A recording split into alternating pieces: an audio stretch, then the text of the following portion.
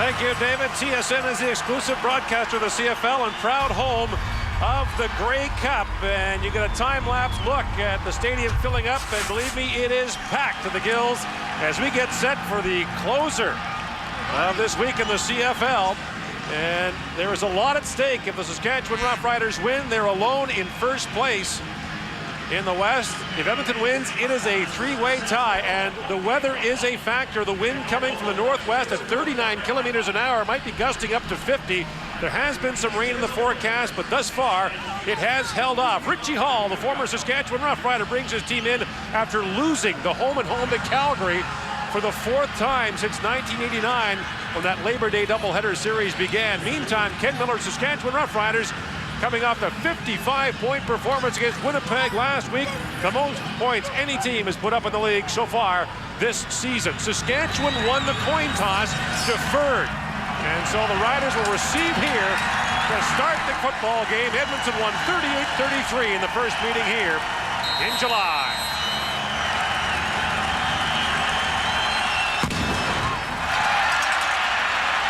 Prefontaine sends it short. And the kick taken by Saskatchewan's Neil Hughes on that short kick into the stiff wind. And so the Riders will start at their own 39-yard line with Darian Durant at quarterback. Making his 15th start, Gord, and he's got a back that's really rounding out into form after missing the first 2 weeks in the season. And Wes Cates. Great to see Chris Zarka back in the lineup on a consistent basis. Receivers, you know, it doesn't get much better than Rob Bagg and Chris Getzlaff on the right-hand side. And then in America's other side, you got Weston Dressler and Jerron Walker. Offensive line has been, well, 2 weeks in a row now they play with the same offensive line up front. That's a good thing for the Riders.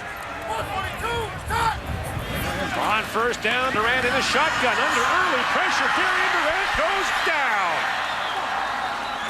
Mo Lloyd, the former Saskatchewan Roughrider, gets in to drop him.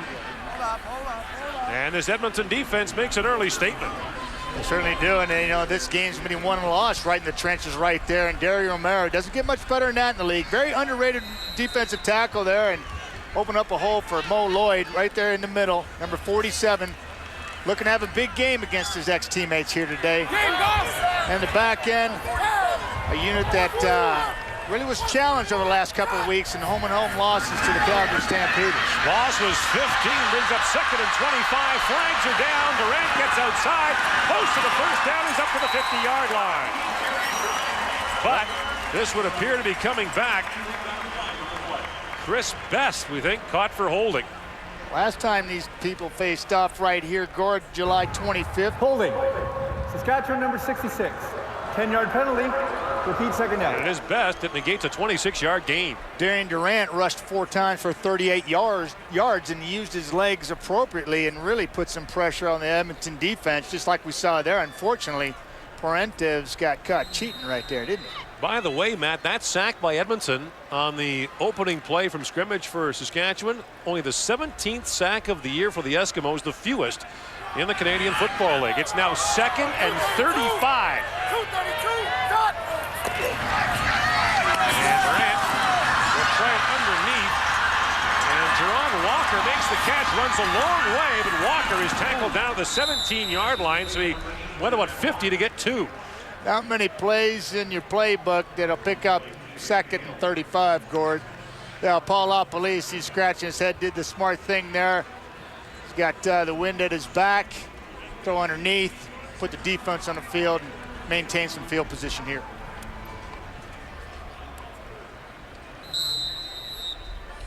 Brad Robinson is back to receive the kick for Edmonton. Tristan Jackson, who returned to punt 75 yards for a touchdown in the last meeting on IR this week, suffered a knee injury against Calgary last Friday.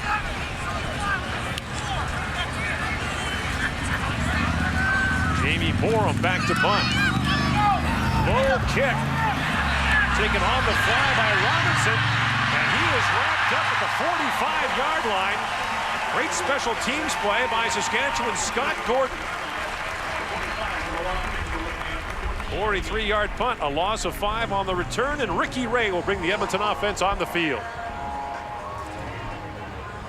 Ricky Ray looking for some consistency with his offense, Gord, you know, from week to week. And hopefully the new change in offensive coordinator, Kevin Strasser, is going to give him that opportunity. However, Jared Sabransky is at quarterback for Edmonton to open the football game. Ray on the sidelines on first down.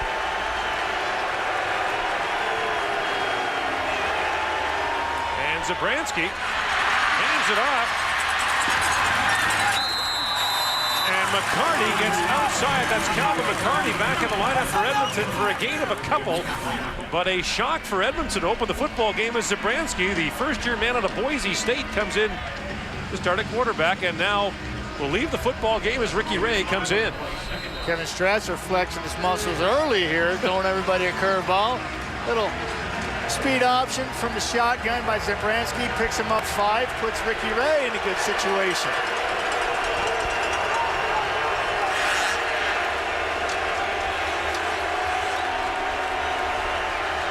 On second down, play action. Ray has lots of time, dumps it off underneath. It's complete. Archie Whitlock should have a first down to the Saskatchewan 50-yard line.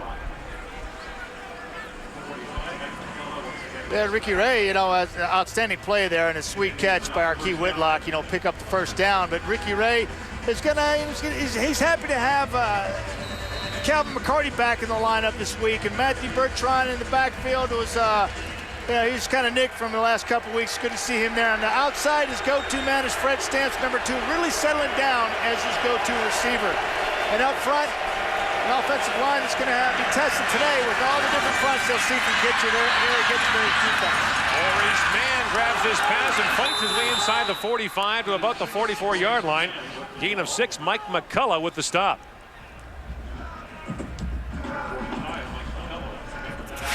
Yeah, Maurice Mann, you know, he's right here in the middle, folks. You can see him right here. There he is, and real simple play. Come underneath, you got 2 blockers out in front, try to pick up some positive yards. This is a good sign for the Edmonton Eskimos. 2nd and 3, you can maintain your whole offense at your fingertips here.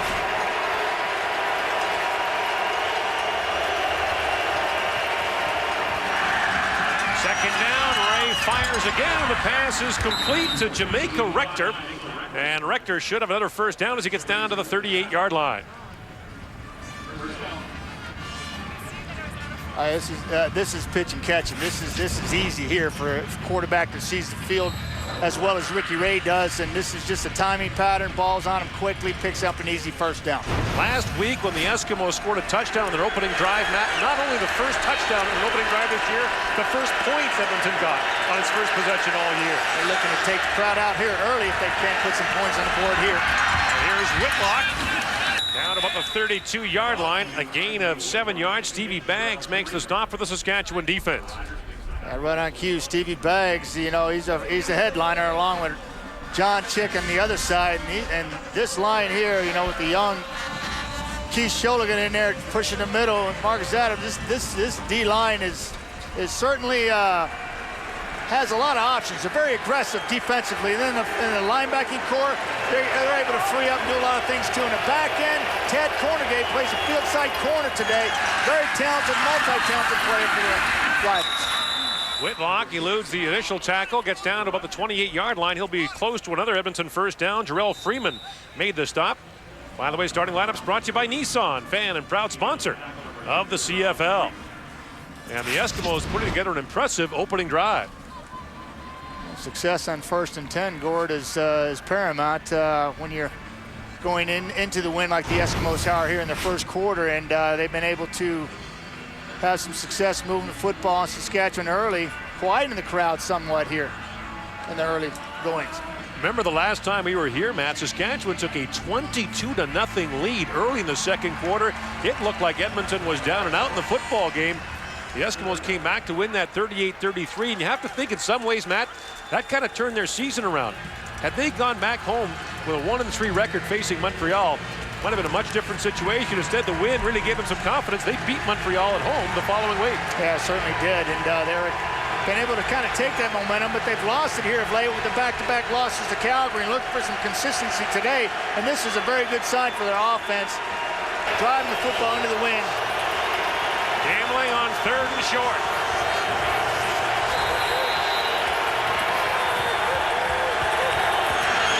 Ricky Ray has the first down.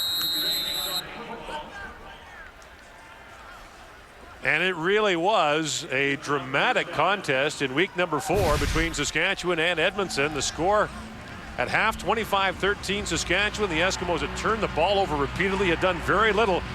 The key play was the Tristan Jackson 75-yard punt return that really keyed the Eskimos, who go on to win the game 38-33. Archie Whitlock scored the winning touchdown midway through the 4th quarter. It was a combination effort there. Special teams chipping in, defense and offense, and turned the tide in that ball game. Once they did, the landslide was on, and Edmonton was able to come back.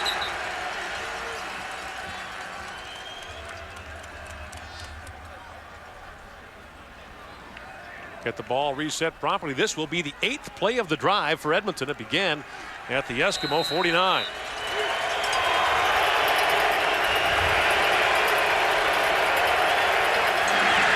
From the shotgun, swings it way out wide. He's got Jamaica Rector, who finds his way down to the 20 for a gain of 7. That'll bring up another 2nd and short for Edmonton. Tad Cornegay makes the stop along with Sean Lucas. It's a long throw for Ricky Ray into the wind. He's got to get it out there in a hurry, and he does. A strong throw, tight spiral, which is important in the wind. That ball starts fluttering. It's going to get off course in a hurry. It could be taken the other way with Tad Cornegay out there, but strong throw by Ricky. Once again, Gord, early in this ball game, putting his offense in 2nd and short. Perfect so far as Ricky Ray, now 2nd and short. 4-man rush. Ray guns it. He's got Maurice Mann inside the 5. A first down to the Saskatchewan 3-yard line. Eddie Davis there on the coverage, but Mann with another first down for the Eskimos.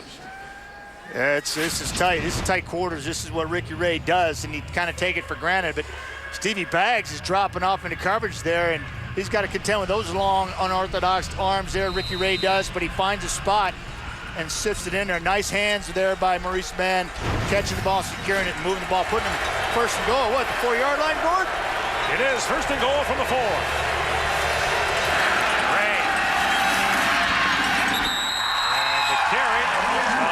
Whitlock stopped by Sean Lucas. It'll be a gain of maybe a couple. Bring up 2nd and goal from the 2. You take the ball up the line of scrimmage that far, 7 yards. It seemed like Archie Whitlock took forever to get the line of scrimmage. Sean Lucas was able to scrape over the top here and fill the hole, make a nice tackle. This drive against the Saskatchewan defense that has allowed the fewest first downs in the Canadian Football League this year. Well, they have fun now on that defense because they're able to be aggressive, offensively minded on the defensive side of the football. 2nd and goal from the 2. Ricky Ray doesn't like what he sees. He'll call timeout.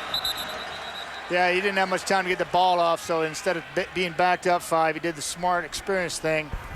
Timeout, Edmonton. Now, we should make the point, Matt, that with the change at offensive coordinator for Edmonton, the way it works now is the play comes from the booth down to Jason Moss on the sidelines, then into the quarterback. Yeah, Jason's wearing a headset down there, and that's the communication they have all week. And so they're not going to change that up on game day. And Strasser will be in the box. Moss will have the headsets on, and he'll communicate everything to Ricky. And then it's ultimately on Ricky's shoulders to either check at the line of scrimmage and stay with the play, which Kevin Strasser gives him the ability to do now within his offensive scheme. And the nomenclature has changed as well. In mid-season, the Eskimos have changed the way they're calling play. That's right. They're going with the digit calling system, a number tree, a pattern tree, as opposed to names within the offense. And they've kind of kept the best of both worlds and meshed it as best they can in a week and a half here under Kevin Strasser's tutelage. 2nd and goal from the 2.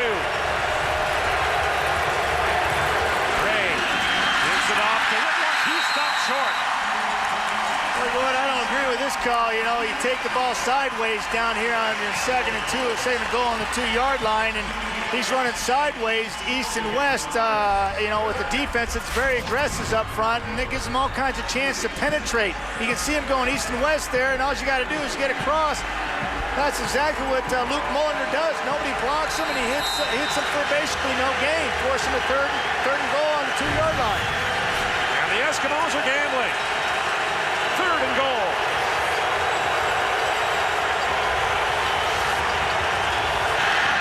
Into the lead back. The fullback does not get there. Matthew Bertrand is stopped, and the Eskimos are turned away. There is a flag on the play, however, and it's against Saskatchewan. Wow, the flag thrown on the far sideline. And we'll get the call from referee Murray Clark. Offside, Saskatchewan number 98. Too many men on the field, Saskatchewan. We're going to go to the 1 yard line, first down. So too many, and Sykes is offside. That's why we saw the officials in the back end throw their flags, because that's their responsibility, count the number of people. And that's why those flags, all 3 of them threw the flags. All 3 of them back there saw it. And there's the offsides that the linesman saw, and flags painted the field. First and goal from the one. Ricky Ray moves ahead. He won't get it. It's like there's a brick wall down there. That's the second time they've stopped him, and now they got 2 more chances and opportunities to stop him again. Ricky Ray just looking for a crease, but there's no crease to be found here. I guarantee it, folks, doing this for 14 years professionally in the CFL, that is a place you do not want to be right there. It's a helpless feeling. I've been down in that situation against this team in similar situations, and, well, you're getting hit from every which way, and it's not a lot of fun. 14th play of the drive. Whitlock, touchdown! They finally punch it through, and the Eskimos get the touchdown on their opening drive of the football game. Yeah, and then, you're probably going to question, well, Matty, they took the ball off the line of scrimmage, but what it does here is this gives Arkey Whitlock some vision in order to find and run to daylight, and he cuts back against the grain. Does a nice job of following Armstrong in the hole for an easy score. A 14-play drive into the wind that took nearly 10 minutes off the clock. Noel Prefontaine puts the point after up and through, and the Eskimos lead by 7 here in the first.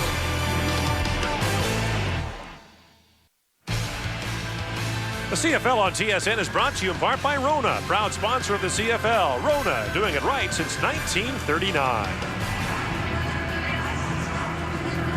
Arkey Whitlock with his 6th touchdown of the year, a 14-play drive that took 8 minutes and 13 seconds off the clock. The Eskimos got 5 cracks from inside the 4-yard line before they finally punched it through. Ricky Ray went 5 for 5 on that drive.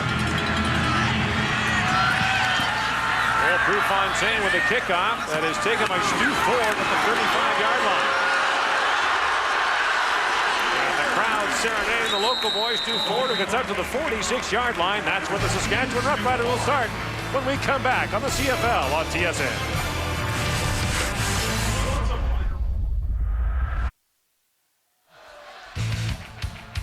Wendy's Friday Night Football back this week with 2 important games. Montreal takes on the Hamilton Ticats in game 1, and the BC Lions take on the Calgary Stampeders in the second. How about the Hamilton Ticats with an impressive win over Calgary on Friday night that threw a gigantic wrench into the West Division standings? Certainly did, and Marcel Belfait, head coach, is staying the course with one young Quentin Porter.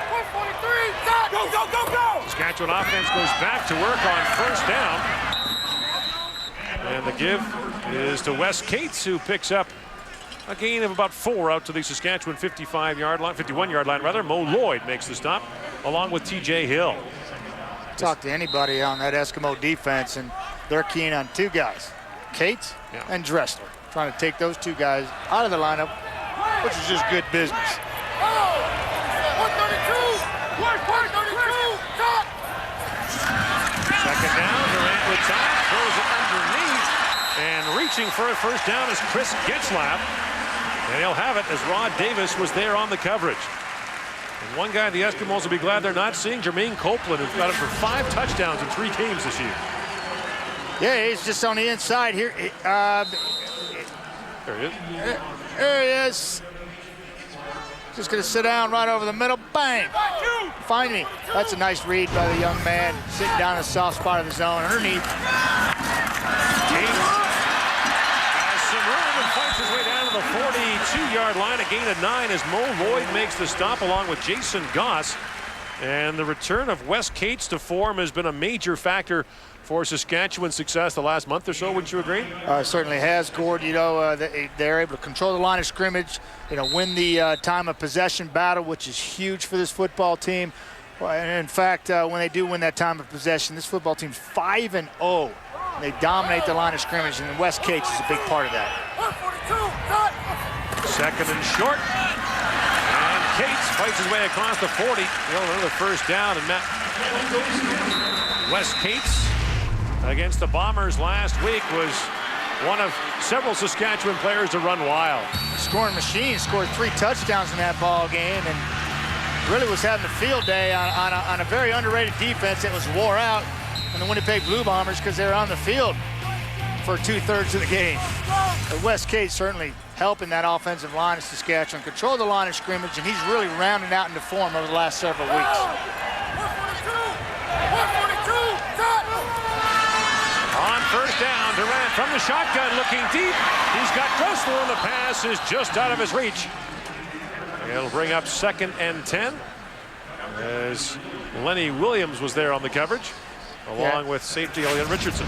A lot of people talk about throwing into the wind and the difficulties. You know, when you have the wind at your back and it's rushing and it's blowing at 40 clicks, you know, it can be very difficult. And this is what happens. The ball clearly sailed on Darian Durant because he had a shot at Weston Dressler, but I don't think it was over the top. He had to bring him more towards the sidelines and direct his receiver to the sidelines. And the wind and the pass actually, we're just not right on that play, Gord.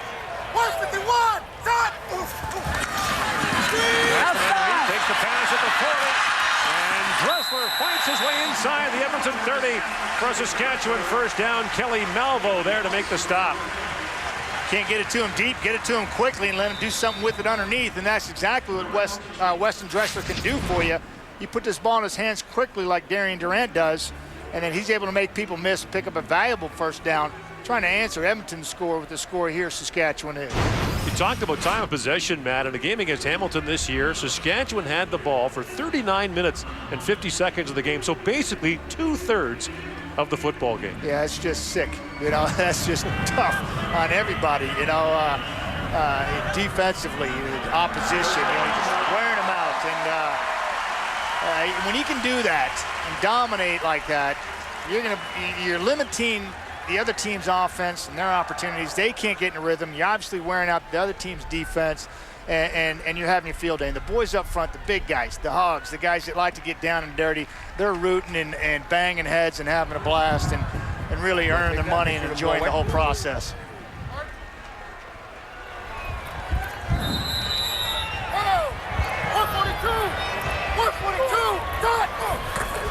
On first down, fake to Cates. Durant takes off outside, gets a block on the corner. There's Jerron Walker. Sprung him down to the 20-yard line. Jason Goss is there to make the stop. Durant likely a yard short of another Saskatchewan first down. Worth pointing out, once again, Matt, Saskatchewan runs more plays from scrimmage than any other team in the league.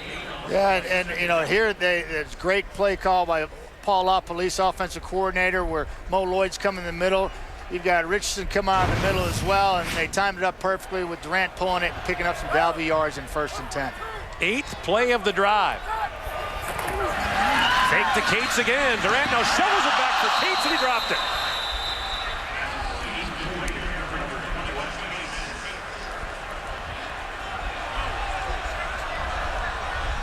Kai Ellis and Eric Taylor trying to get upfield, but they're invited by the scheme of the Saskatchewan offense. Little point fake there. Kai Ellis trying to play both. Might have disrupted the vision of Wes Cates by getting his big mid up in the air, just kind of breaking his concentration just enough for that ball's on the ground. Stephen Giles will come in. It is 3rd and a yard for Saskatchewan.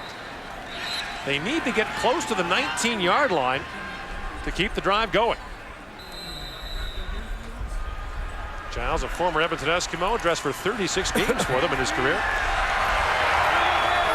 3rd and short. Giles takes it ahead, and he will keep the drive alive as Saskatchewan picks up the first down. Made that look relatively easy. That big offensive line Saskatchewan did. Jeremy O'Day showing the way, and Stephen Giles knows where to follow and who to follow, and that, like I said before, very unenviable position to be in those short yardage plays. Saskatchewan now in the red zone, Matt. The last 6 games, the Eskimos have not turned anyone away in the red zone. 18 scores, either touchdowns or field goals on 18 tries. Giles stays in, gives it off to Cates, and Cates fights his way down to about the 13-yard line. It looks like they stay in their short yardage situation here. You know, they've got everybody bunched up except for look like Andy Fantus that moves out wide to the field. Might have been even Getzlaff, but they only had one receiver out, and they bunched. Basically, you had 22 guys within an 8-yard radius that playing a little smash mouth football here at Mosaic Field. Darian Durant comes back in now. Should be the final play of the opening quarter. From the shotgun, Durant underneath Weston Dressler. Close to the goal line, down to the 4. Another Saskatchewan first down. Kelly Malvo makes the tackle. That will end the opening quarter. The Edmonton Eskimos up by 7, but Saskatchewan knocking on the door.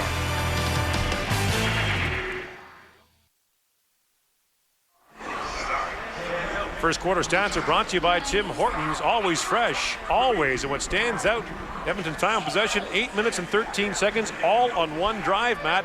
An old school football game, only 3 possessions, and one of them still continuing in that opening quarter. Exactly what the Edmonton Eskimos have asked for, you know, losing the coin toss, going into the win in the first quarter, churning up that clock for the total of 8-13 in one drive, getting off to a great start, putting 7 on the board, and then Saskatchewan going down and doing the same thing. Richie Hall was talking about it. The first thing he wanted to know when he got off the plane yesterday, what's the wind going to be like? And he wanted his team to have it as often as possible. In this, the long quarter, the second and fourth quarters are the so-called long quarters. Usually about 10 more plays in these quarters. And Saskatchewan will open the second, first and goal from the 4.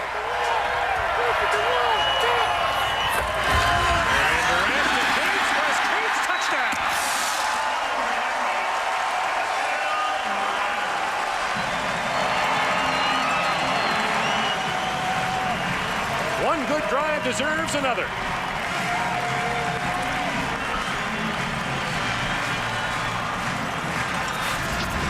Giving Wes Cates an opportunity to pick his hole, and that's exactly what they do. A little misdirection by the offensive lineman pulling up front. Wes Cates picks a hole, and Rod Davis can't get over there in time, and answering the score for a score, touchdown for a touchdown, exactly what Saskatchewan needed to get the crowd back into it. Take some momentum away from Edmonton. Luka Conji with the point after. It is good, and Saskatchewan puts together a 12-play, 5-minute and 8-second touchdown march to tie this game at 7. Thanks to that Roughrider touchdown. He will be the winner of the Dragons Designers Cowboy Check your seat section 203. Wes Cates with his 7th touchdown of the year. Remember, he was out at the start of the season with a bad shoulder, and it looks more than fine. Hey, here's Richardson right here. You can see him right here, folks. He's coming on a blitz, and this is a great play call by Paul LaPolice, and Darian Durant sees it. Hits Dressler, dragging across the middle, picks up a huge first down for Saskatchewan, putting him into a situation where they can pick and choose what they want to do, and Wes Cates gets the football. Little misdirection up front, picks a hole. Rod Davis can't fill in time. Touchdown Saskatchewan. We got ourselves a nice ball game here, Gord. By the way, Matt, the running game a critical part of Saskatchewan's success this year. The Riders are 4-0 when they run the ball more than 20 times in a game.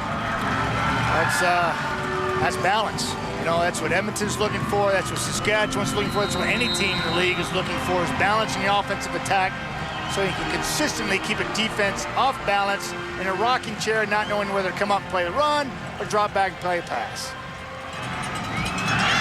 Horrible kickoff into the wind. And look at it back that kick up. And settling under it was Matthew Bertrand, the fullback, who gets up to about the 43-yard line. So you can see the effect of that gusting wind as that ball just hit a wall and dropped, as Ricky Ray comes out 5 for 5 on that opening drive for Edmonton. Yeah, obviously not pushing the ball down the field into the wind on that first drive and dumping it down underneath. And he was afforded that opportunity because they were successful on 1st and 10, putting themselves in 2nd and short situations where he could go underneath the defensive coverage and pick up easy first downs.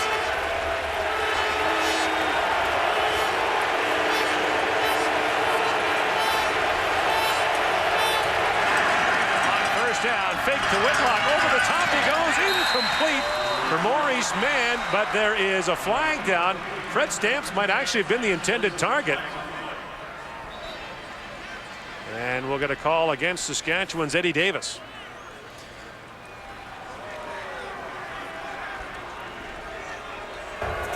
Illegal contact on a receiver. Saskatchewan number 29. Yeah, Eddie Davis gets held, holds Fred Stamps on and a nice move by Fred Stamps, setting him to the outside and then trying to get up on the skinny seam. Ball's thrown. That's why you see the flag on the field. And the infraction was caught by the officials, and that was an easy one. Fred Stamps had a touchdown if he hadn't have done that. Gives the Eskimos a first down at their own 53-yard line.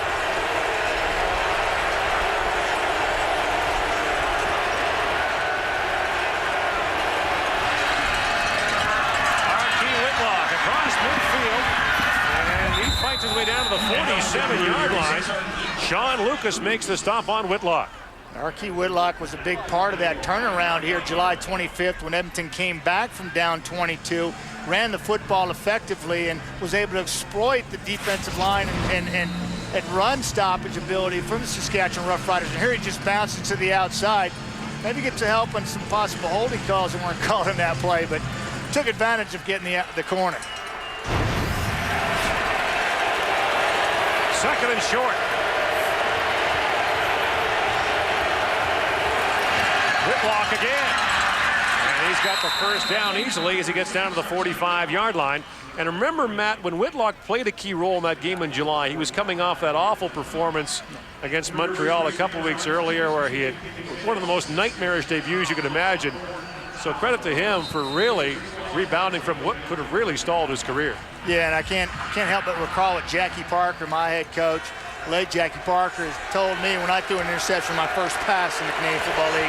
You know, he said, no matter, it's all uphill from here, you know. So you can't get any lower, and the kid really has battled back. Swinging out for Fred Stamps, gets a block on the corner. Here goes Stamps. Ted Cornigan gets a hand on him, but Stamps is down to the 30-yard line. Pick up of 14 yards and an Edmonton first down. Yeah, Fred Stamps is coming way out from behind the backfield, and Ricky Ray's taking basically a play out of Saskatchewan, and here you see him bouncing. It's like a bubble screen is all it is. Makes it look like a waggle downhill, and then he bubbles out the last second. Ricky hits him in stride and is able to outrun Tad Cornegay to the corner.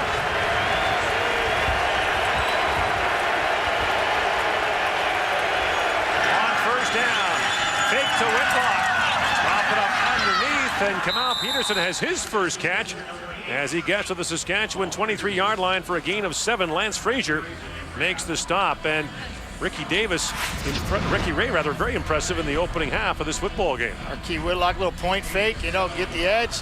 Linebacker from second level is coming to get in Ricky Ray's face, and he dumps down to Kamal Peterson sitting in the zone, and he picks up valuable first down yardage again. 8 yards for the Edmonton Eskimos. Doing a good job here, putting themselves in 2nd and short.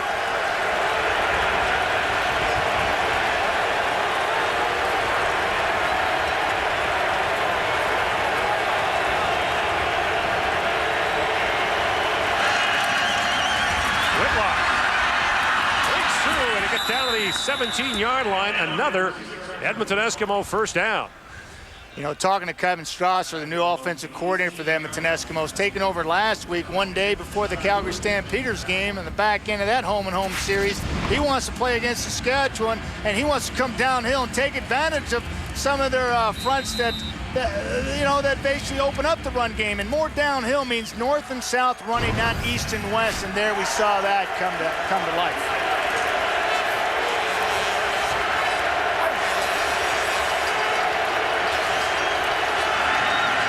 Seventh play of the drive. Ray looking to drop it off underneath, and he has him in as he finds Graham Bell. He's at the 15-yard line, and Sean Lucas collided with him head on, and Lucas is down.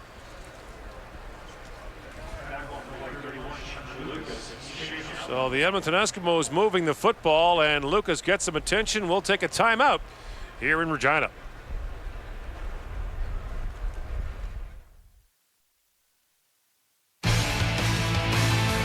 Closed captioning of the CFL on TSN is brought to you by Sport Check. Sport Check, the power of sport. Sean Lucas looks to be all right, but it necessitates a change in the Saskatchewan defense. Yeah, it certainly does. You know, Tad Cornegay, who's been playing extremely well in this month of September and gives you a lot of versatility. He goes from the field side corner now to a linebacker spot, actually bumps Freeman from the Will to the Sam linebacker spot. And then you see Taman George go to the field side corner. So 3 different changes because Sean Lucas goes down. Second down, Ray fires it down. And now Peterson has a first down at the Saskatchewan 3-yard line. And who does Ricky Ray attack immediately is Freeman. Jarrell Freeman, as he goes from the Will linebacker to the Sam linebacker, the strong side linebacker, and they isolate him. And you see Ricky Ray go immediately to this. Kamal Peterson finding the soft spot right in front of that Freeman and picks up a huge first down. Ricky Ray is 9 for 9. He's thrown 1 touchdown pass against Saskatchewan in his last 4 games against the Riders. First and goal. Archie Whitlock fights, touchdown! Archie Whitlock caps off another impressive Edmonton Eskimo drive as they retake the lead. And once again, this crowd is quiet. Not a bad idea. Follow Armstrong and Pat Carbongo right here. Not a whole lot of decision-making going on by Archie Whitlock, but to lower his pad level and keep those legs churning, following the big boys up front, getting a hard-earned touchdown, putting Edmonton back on top. Archie Whitlock's second touchdown of the football game. That's a 9-play drive for the Eskimos after a 14-play drive on their first possession. So the Eskimos are back in front by 7. Yes, we're here. Back to Regina. We ain't going nowhere. I love your mama. Keep on. No matter what your mama says. Archie Whitlock and the Edmonton Eskimos have regained the lead. Whitlock with both of the Eskimo touchdowns in this first half. I love you. Don't listen. Yeah, and there's 2 big boys up front. You watch Pat Carbongo right here wall off, and the big block on the backside, it doesn't look like much, but you're going to watch McGrath on Luke Mullender, and he just keeps his feet moving, just tying him up enough where Whitlock can find a crease in there and keep his legs moving and get a tough touchdown run there for the Edmonton Eskimos. And the ball blows off the tee just as Noel Prefontaine was about to boot it. And the wind really gusting here midway through the second quarter, coming from left to right as we're looking at it. There's Jason Armstead, one of the returners, along with Stu Ford. So the ball is held, and Prefontaine gets a wind-assisted kickoff down to the 5. This is Armstead. Armstead finds a seam and is out to the 31-yard line before he is finally stopped by Justin Cooper and Noel Prefontaine. We know Prefontaine likes to stick his head in there, and last year and a couple of years ago it cost him a couple of head injuries. But you know, you can't take the football out of the football player. And you know, you can see him there, and he's going to stick his nose in there because that's just what he likes to do. He used to play defensive back in college days, and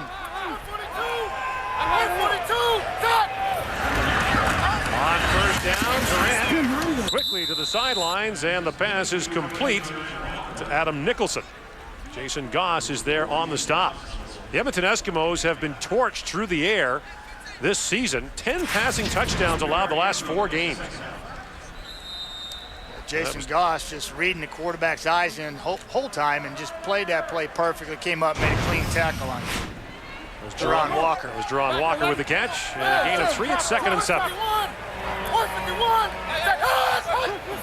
Early movement, no flags yet. Durant fires and has it complete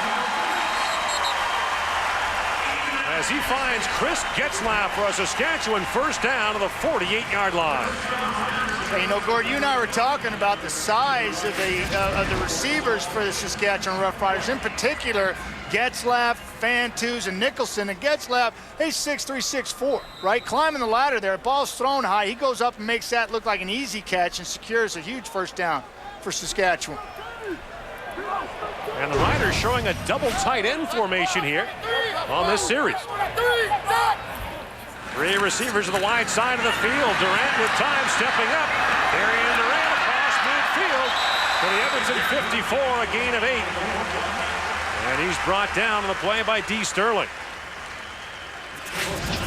And you know, Rod Davis, he's going to be, well, he's going to leave in some parts of his uniform on the field right here with this move by Darian Durant. And that's embarrassing, and that's what Darian Durant gives you, is that ability. And he's really shown people that, hey, you know what?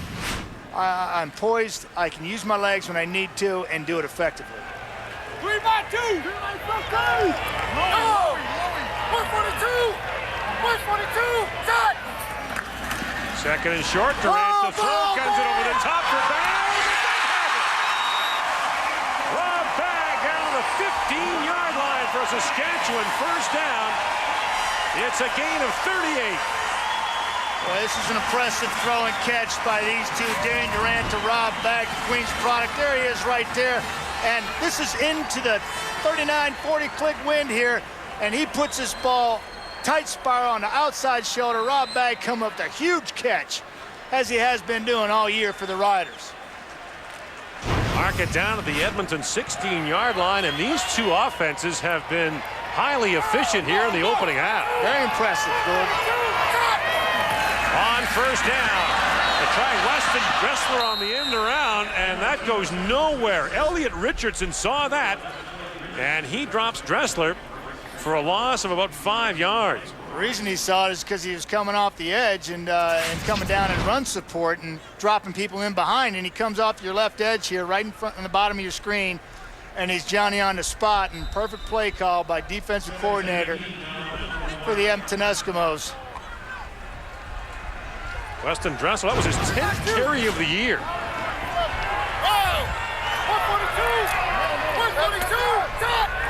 Second and very long. 4-man rush. Durant stepping up. Darian Durant gets down to the 14-yard line. And Durant will be short of a Saskatchewan first down, which will bring up Luka Conji and the field goal unit, or will it? Now they'll come out. Yeah, this is one that Darian Durant would probably like back. You know, he got pressure and he made him step up in the pocket, but he had a wide open Chris Getzlaff in the back of the end zone. And, you know, it's a nice job of formation in here, and you can see him waving his arm. He's wide open, but at that point, the pocket and protection broke down. He's pulled it down and trying to pick up some positive yards. Crowd thought that might have been a face mask against Edmonton. Luka Conji comes on. He was 6 for 6 last week against Winnipeg. He was the special teams player of the week in the CFL. His try from the 22. And Rob Bag. Timeout, Saskatchewan. To call timeout on the field goal try. The play clock was getting close to 0. And this is not a gimme, Gord, from 22 yards out into the wind here. I was watching them pregame and watching the kickers both go at it. And I can tell you that they were maxing out at about 40 to 42 yards, and the wind was playing havoc with that football. Matt, it's been hard to kick a 40-yard kickoff in this game. Yeah. So never mind a field goal. So this whole battery of center, Holder, and Rob Bag and Luka Conji, you've got to be on your game here. You can't take this for granted. You got to concentrate and make this happen. Conji pounds it and puts it through. So scores on every possession. Saskatchewan now down by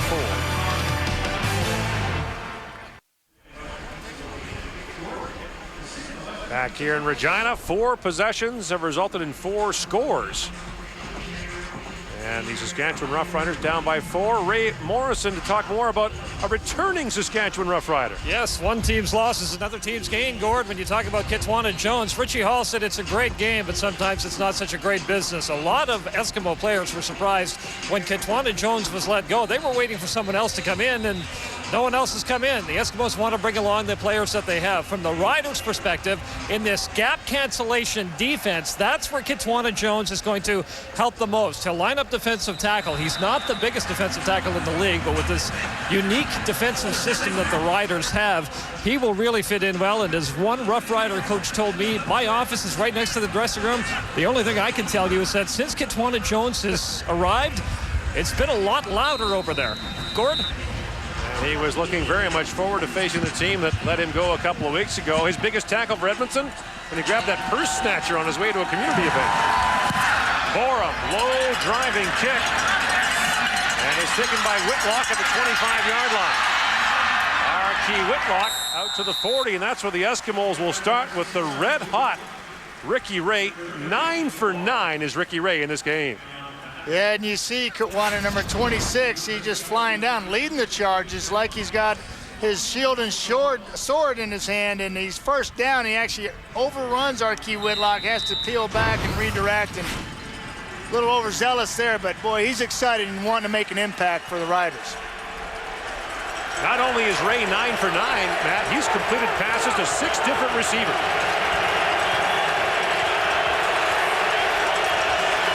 First down from the 40. Here comes the halfback blitz. Ray goes the other way to Maurice Mann. And Mann is out of bounds just shy of midfield at the 54-yard line of Edmonton.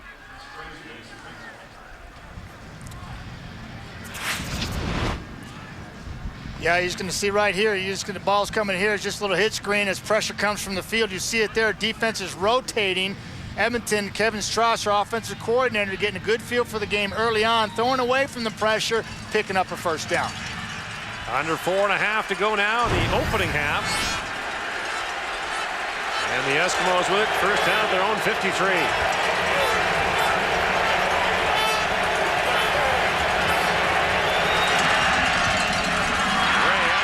Swings it underneath. Fred Stamps with the catch. He's off and running. Stamps gets the corner and gets into Saskatchewan territory to the 48-yard line, right where the first down marker was. This is an empty set by the Edmonton Eskimos. Talking about opening it up, there's nobody in the backfield. Ricky Ray, he dumps the ball quickly over to Stamps, his go-to guy. Stiff arm on Lucas.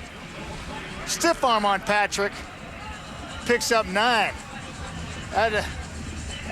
Looked like Adrian Peterson there from last week in Minnesota, you know, stiff arming everybody just coming across the field. Just Fred Stamps really settling down, and Ricky Ray telling me yesterday that he is his go-to guy now for the Edmonton Eskimos. His touchdown catch last week against Calgary, his first in the last 5 games. R.K. Whitlock on second and short, trying to move that pile, and he did down to the Saskatchewan 45-yard line. Marcus Adams at the bottom of it makes the stop, but Whitlock has another Edmonton Eskimo first down. This is getting dirty here, and you know, this is not a lot of fun. Everybody knows pretty much what you're going to do. You're just going to go in there and lower your shoulder pad and going to use that leg drive in off-season workouts of squatting so much and working out as hard as you possibly can to move the chains, move the football 1.5 yards so you can move the chains. Look at these drives by the Eskimos, and they're on another. This is only their 3rd possession of the first half. Ray slings it, and Ricky Ray complete to Matthew Bertrand, and the fullback has another first down to the 33-yard line. Sean Lucas makes the stop, but the Edmonton Eskimos are on the march again as we hit the 3-minute warning.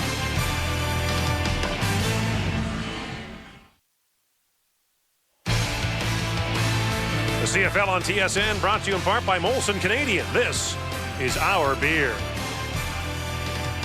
Ricky Ray is 12 for 12 in this football game to 7 different receivers. By the way, the record for most consecutive completions held by his teammate Jason Moss, who reeled off 22 straight in a game against Winnipeg in 2004.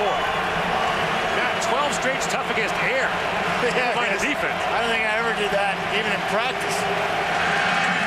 On first down, Ray slings, another catch catch is made. And it's down to the 21-yard line. Maurice Mann has another Edmonton first down. That's 13 for 13. Omar Morgan, Maurice Mann going at it, banging.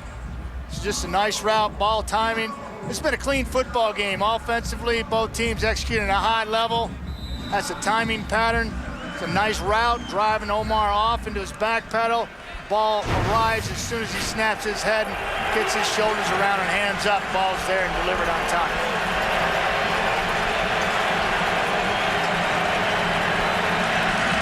On first down, fake to Whitlock. Ray is hit as he throws, but it's complete anyway. As Bertrand makes the catch at the 17-yard line, and it was John Chick who unloaded on Ricky Ray, but the completion train continues. Yeah, John Chick, he's coming right here. He's wanting to get to Ray, and he's pushing hard. I mean, just power drives and bull rushes. He barrel rolled him. Kyle Cox on the left-hand side says hello to Ricky Ray for the first time today. Second down, 6. Ray slings it out, complete once more. And Maurice Mann has it at the 9-yard line, and that should be good for another Edmonton first down. You know, this is consistency. We're watching brilliance here. You know, a lot of people say, oh, Ricky Ray's just being Ricky Ray, but no, we're watching excellence here. Week in, week out, setting a standard, much like Henry Burris, much like Anthony Calvillo have been to do over their bodies of work of their careers. Ricky Ray has done it. Don't take this for granted, folks. We're watching brilliance here, and he's making it look easy. 15 for 15 passing. Whitlock on first down, fights his way down to the 5. A gain of about 5. Sean Lucas makes a stop on the man who has scored 2 touchdowns here in the first half. Yeah, it is fun to watch when offense is executed at this high rate on both sides for Saskatchewan and Edmonton, and they're just having their way with the defenses now, churning up positive play after positive play, making it look easy, and Ricky Ray is on fire, folks. This Saskatchewan defense comes in having allowed the fewest first downs in the league. Second and goal. Ray. Stands, touchdown. Are you kidding me? Ricky Ray is perfect, and the Eskimos extend their lead. That is just sick. I just can't tell you how beautiful that is to watch, you know. In front of 30,000 screaming, irate enemy fans, Ricky Ray is on fire, and he is dousing their flame big time with accurate passing, timing passing, going to his go-to man, Fred Stamps, for another score. 16 in a row for Ricky Ray. That a relatively short drive, only 9 plays. Oh, Lord. By the way, Fred Stamps finally breaks through against Saskatchewan. This is his 7th game against the Riders, his first touchdown catch against. Oh, and that was a beautiful catch, laying out after the ball, hungry for the football. What he does? You hit him with that step over, he stepped on him. I try to, like, get off. This really is an incredible performance we're seeing here in this opening half. Look at him. Heart rate about 12 there. Ball snapped, knows where he's going with the football, spots it out there and lets Fred Stamps, his go-to guy, do the rest. By the way, 16 straight completions is 4th most all time. He's tied with Dieter Brock, who had 16 in a row against Ottawa back in 1981. Hall of Famer, Dieter Brock had a cannon, threw it off his back foot, flat-footed, made it look easy. Underhand, sidearm. Yeah, Ricky Ray doesn't have the arm strength Dieter Brock had, but I can tell you, that right there, folks, is excellence. And that man is on fire. Once again, giving us a show, making this game look real easy.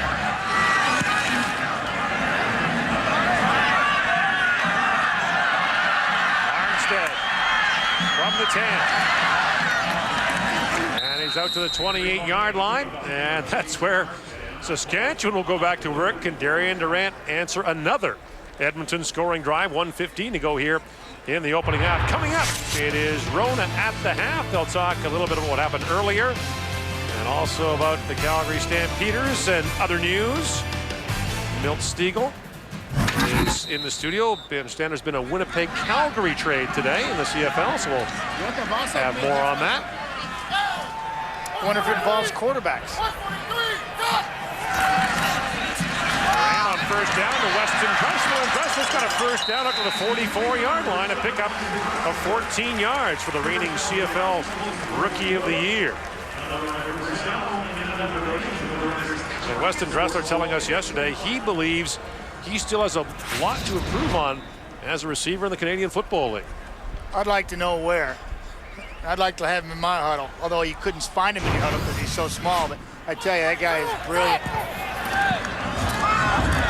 On first down, the Cates, he's out to the 48-yard line. Matt, between them, the two quarterbacks in this first half are 24 for 26. Yeah, and that's what's so exciting about this ball game. After watching a fairly sloppy ball game last night, as Wally gets his 233rd and goes atop the list of all-time winningest coach in CFL history. You know, it was a very sloppy football game, but here today is the exact contrast. Very clean football game thus far, and quarterbacks are simply making it look easy.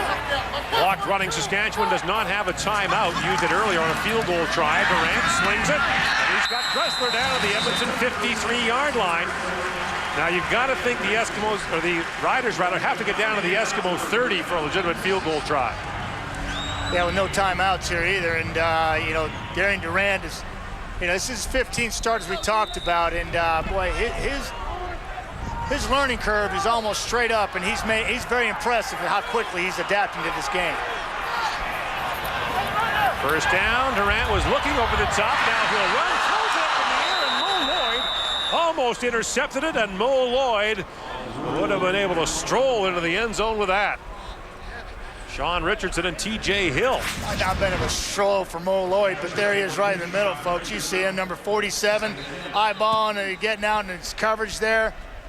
Now he's got to come play the play and redirect to Jerry, and he's right in front, gets his left hand on it, and oh no! That would have been a race right there. Jeremy O'Day, Mo Lloyd. Come on. I put my money on Mo Lloyd. He's 1-9. He's 1-9 in that race, Matt. He is the morning line favorite by a mile. Second down now, Saskatchewan, and the wind picking up here late in the first half.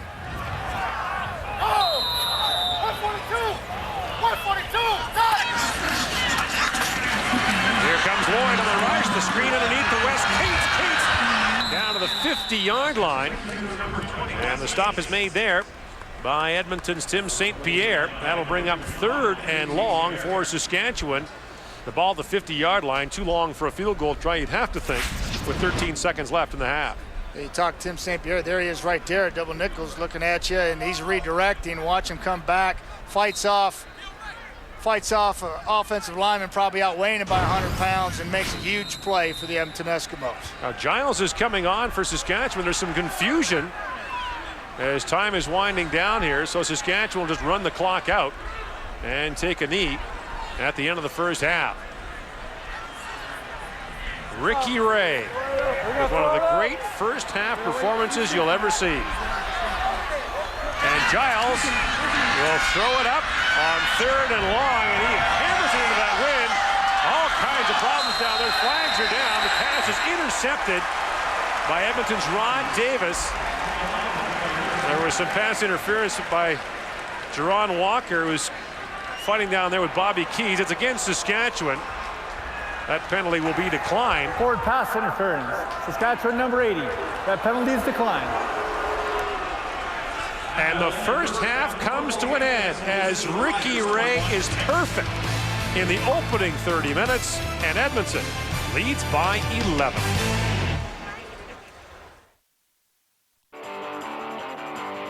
Live at the Half is brought to you by Rona, proud sponsor of the CFL. Rona, doing it right since 1939.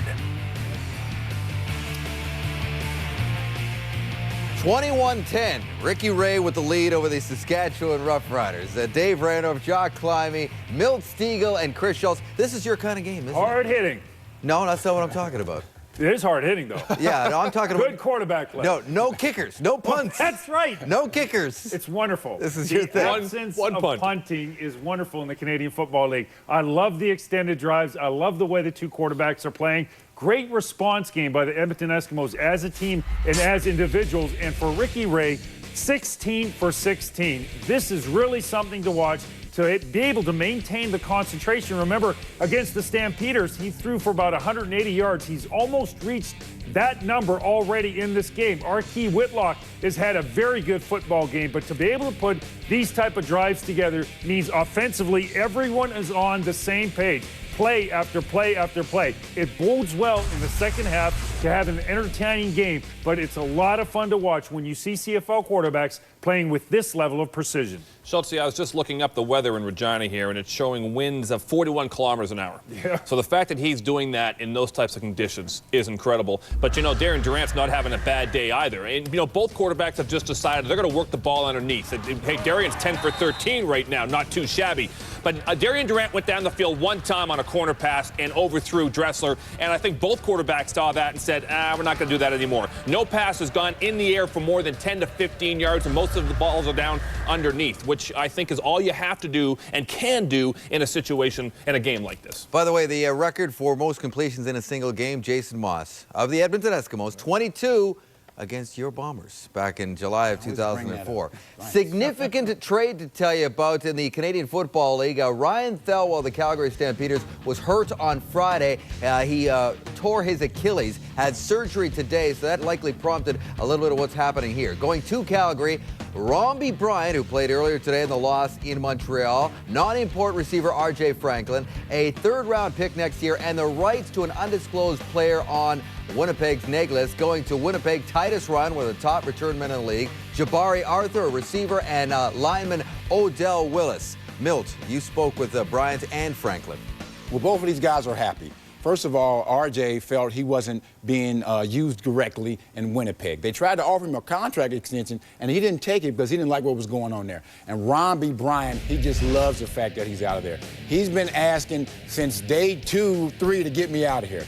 RJ is a big play guy who can replace Ryan Thelwell, and Romby Bryant is that guy now who can go downfield. You have Jermaine Copeland, you have Nick Lewis, but you don't have anybody who can stretch the field. I think Romby Bryant is going to do well for him because he needs to change the scenery. I think it's a win-win for both teams. They're getting Odell Willis, who has 6 sacks, and that leads Calgary, and going to Winnipeg, that leads Winnipeg also. So I think this is a win-win for both teams. Winnipeg's also getting a couple of draft picks in the 2010 draft, a 4th and 6th round pick. So a big trade that will affect Calgary and perhaps a little bit of the balance of power as they try to get it back together. 21-10 is our score this afternoon. Durant in a shotgun under early pressure period. Durant goes down. Whitlock, touchdown. Archie Whitlock fights, touchdown.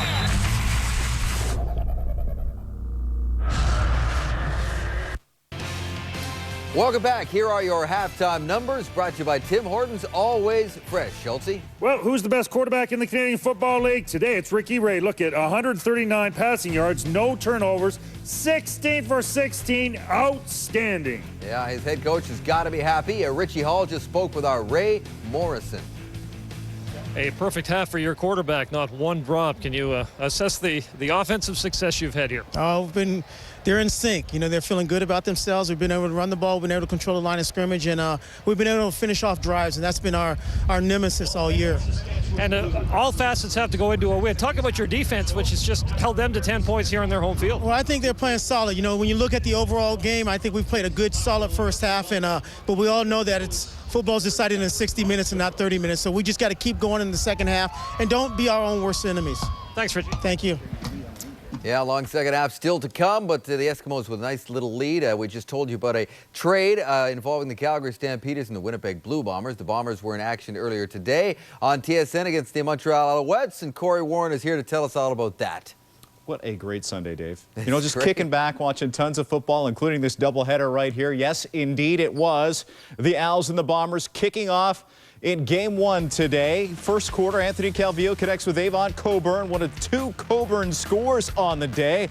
Owls continue to look great, 33-14 the final. Meantime, week 2 in the NFL, Steelers and Bears, 4th and goal for Pittsburgh in the first. Ben Roethlisberger hooks up with Matt Spaeth. That made it 7-0 Steelers. This game is all even, Steven, at 7s at halftime.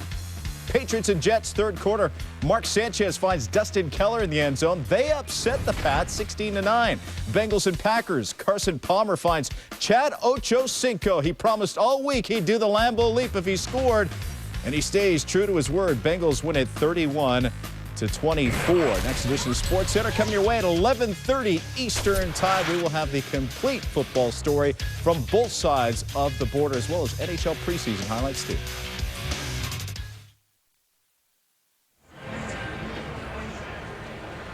Back here in Regina, the Edmonton Eskimos with an 11-point lead. Here is Ray Morrison with Saskatchewan coach Ken Miller. Ken, I guess the obvious question is, how do you stop Ricky Ray?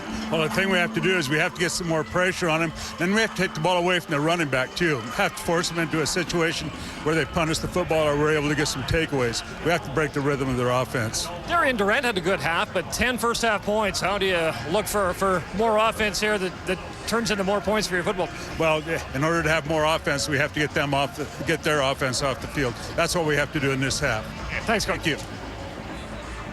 Now, meantime, the wind is whipping up now here as we get late in the day in Regina, over 40 kilometers an hour now. Saskatchewan, you'll recall, won the coin toss to start the game and deferred, so the Riders have chosen the north end for the fourth quarter. The Riders will have the wind in the final quarter, but Jamie Borum will have to kick off into it to start this second half, which means Ricky Ray and company will go right to work. And Borum puts it high in the air, and it blows down once again to Bertrand, who gets up to about the 42-yard line. Another very short kickoff into that win. Ricky Ray, 16 for 16 to open the football game. He's 6 off the Canadian Football League record, and Darian Durant didn't have a bad first half himself, but he has been eclipsed by the red-hot Ricky Ray.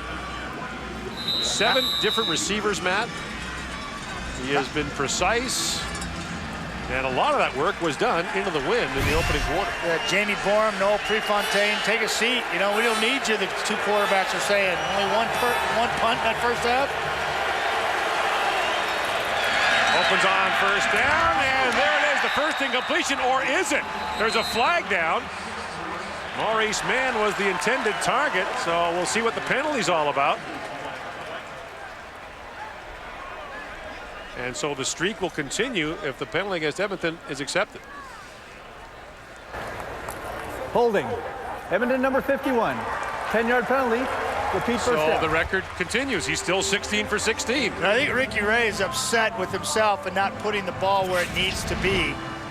And you can see the obvious frustration as he lets it go and the ball falls incomplete. He's like, oh boy, he knows it. He knows it on 2 accounts. One, he needed to put that ball somewhere closer where the receiver could have had a better chance. And 2, the streak at that point in his mind was over, but yet it's still alive. Second and 20. Ray tries the other side, and it's complete. He's got Mann, and Mann is up to the 40. So that is now 17 for 17 to start the game. The guy is on fire. He's smooth down. He's finding seams. He's in a rhythm. He's throwing the ball before receivers come out of their break. Very confident, obviously, folks, when you're playing it right now. It is a treat to watch, and Ricky Ray is simply shredding the Saskatchewan defense. Now, though, it's 2nd and 13. Under pressure, slings. He's got Fred Stamps. Stamps gave up yardage, now has more. Stamps up the sidelines. In a race, Stamps is forced out at the 29-yard. The streak continues, but more importantly, a first down gained by the Eskimos on a gain of 58 yards. Fred Stamps is going to come from right to left into your screen. It's a dig pattern, or a 7, we call it in the Canadian Football League. And Freddie Stamps just uses his superior speed and outruns and outflanks the Saskatchewan defensive secondary, picks up major yards for Ray.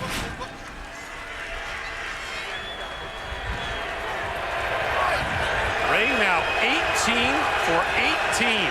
It's the second longest streak in history, tying Joe Pow. Stamps again, the catch at the 15-yard line.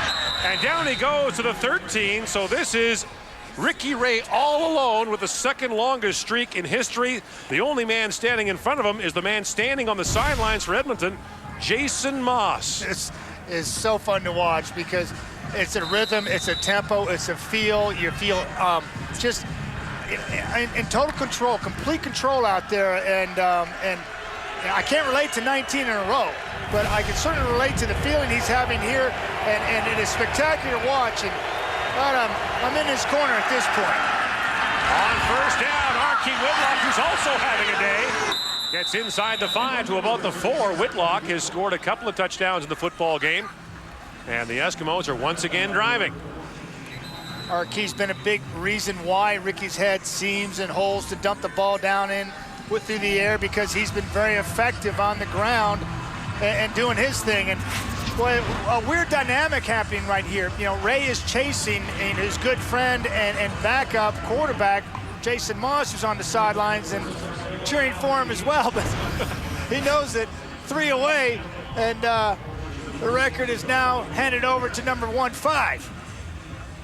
Matthew Bertrand is the injured Edmonton Eskimo, and we'll take a break here in Regina.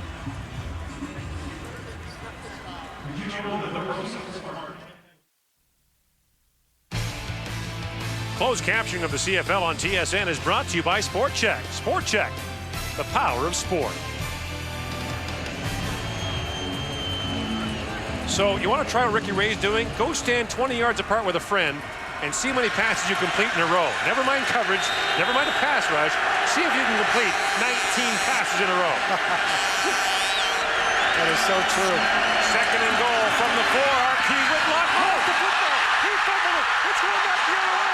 Omar Morgan, and they won't catch him. And suddenly the Saskatchewan Roughriders are back in it.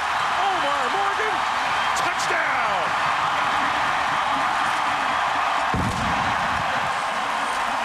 108 yards.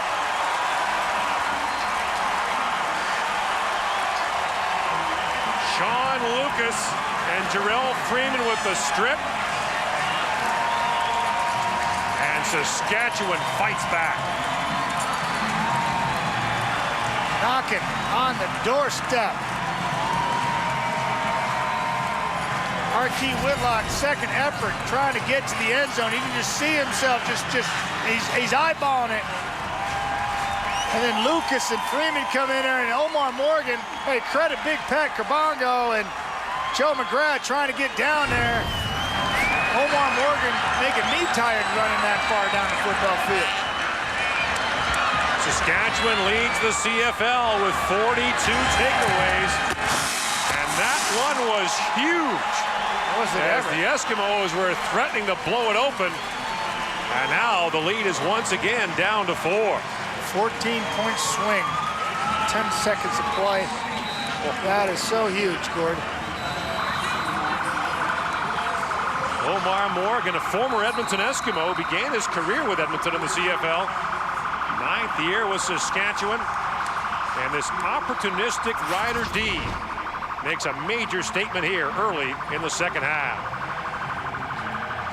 Freeman just getting his hand in there, his right hand, knocks the ball out of Archie Whitlock's hands.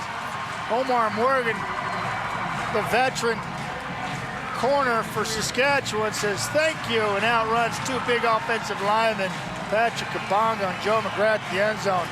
Great effort by Freeman stripping that football. 4th touchdown of Omar Morgan's Canadian Football League career.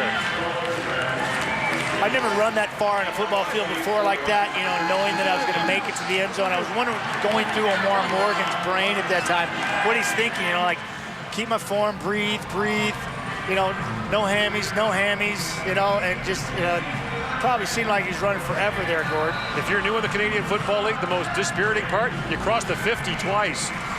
There's an injured Saskatchewan Roughrider. We'll check on it when we come back right after this.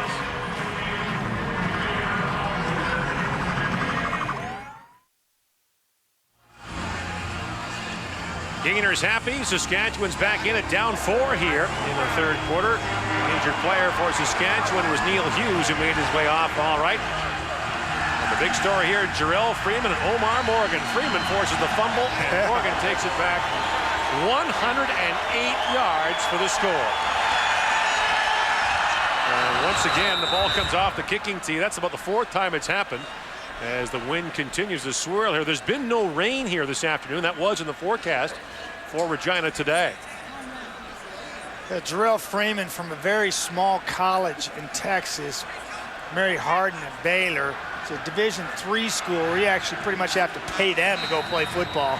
And boy, he's showing his athleticism and instinctiveness, getting his arm in there, stripping the ball away from Marquis Whitlock, making that play happen for the Riders. Just when they needed something like that to happen too, Gord. Look at this kickoff hanging way up in the air. Stamps at the 40-yard line. Stamps trying to gain the corner. Cornegie hands him, and Ted Cornegie brings him down. One play, Gord, one play, and you can hear the crowd back into it, and they're excited about what's happening here. Watch Jarrell Freeman as he just sticks his arm in here. Late, great redirection, and bang, the ball is out. The big right hand of his clubbed it out of Whitlock's arms, and Omar Morgan flying to the football like all good defensive people should. Patrick Kabongo and Joe McGrath in the run for nothing there, but great effort. Longest fumble return in CFL history. Marquis Whitlock, the man who fumbled it, gets down to about the 49-yard line, a pickup of 9 yards. Yeah, for all the defensive people out there and ball players and admirers of what they do, they're tired of Ray, setting records here, in this ball game, and they stepped up and set their own record themselves. There you go. It's been a weekend of records. Wally Buono last night. Congratulations, Wally. Yeah, I'd just like to say that too. Congratulations, Wally, and the entire staff and football team.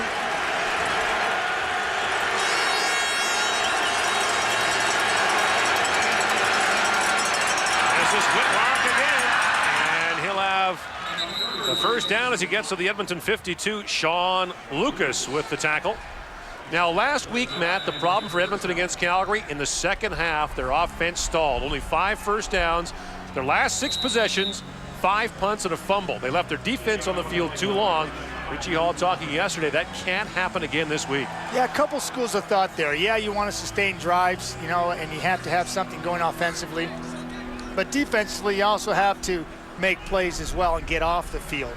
And they weren't able to do that. And so it's important, for everybody, every facet of your football team to take the responsibility when things aren't going poorly.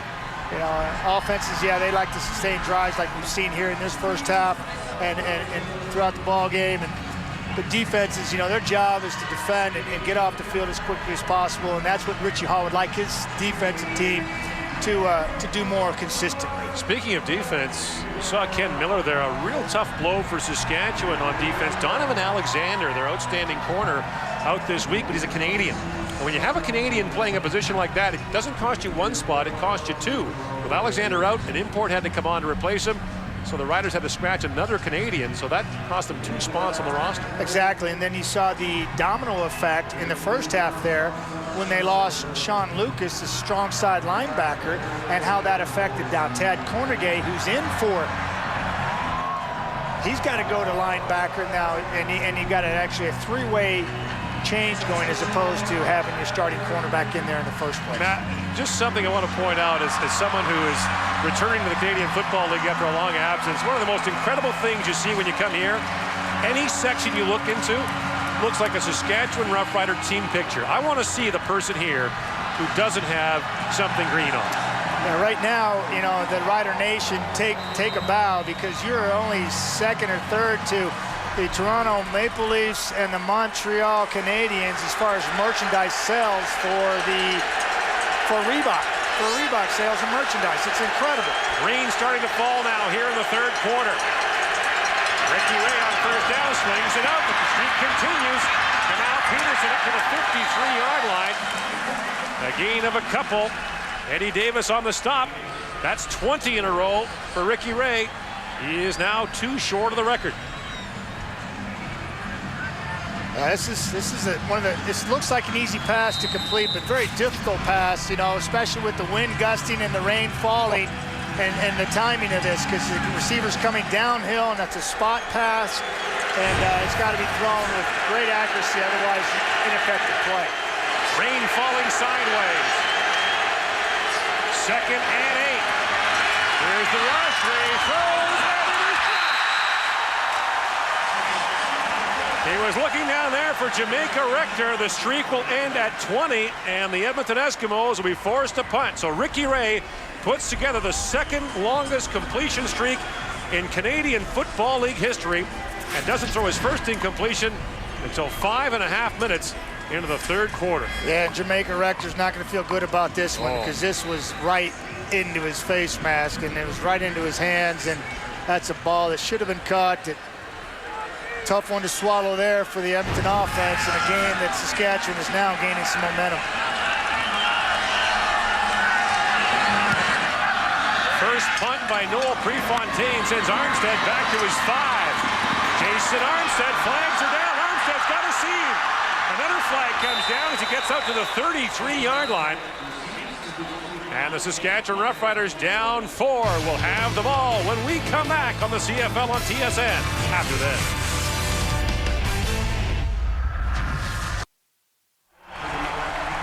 There's the Saskatchewan Roughrider Plaza of Honor just outside the stadium here. 3 inductees in 2009. Tom Burgess, Dan Farthing, and longtime equipment man Norm Fong. Dan Farthing is Saskatchewan native, 5th on the all-time receiving list with more than 5,000 yards.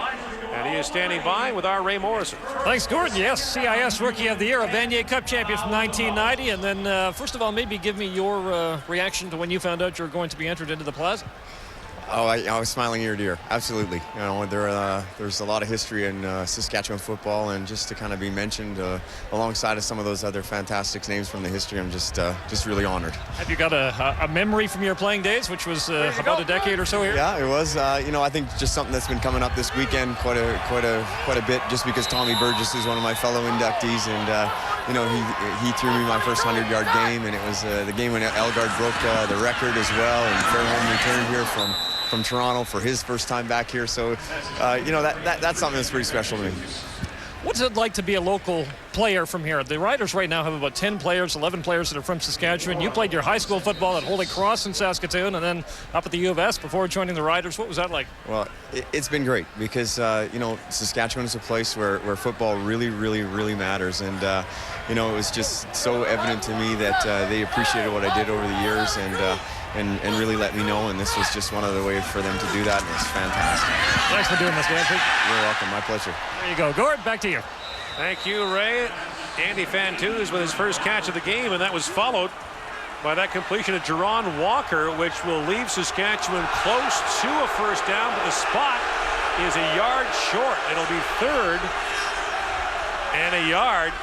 Now remember, we've got 7:45 to go here in the 3rd quarter. Saskatchewan will get the wind in the 4th.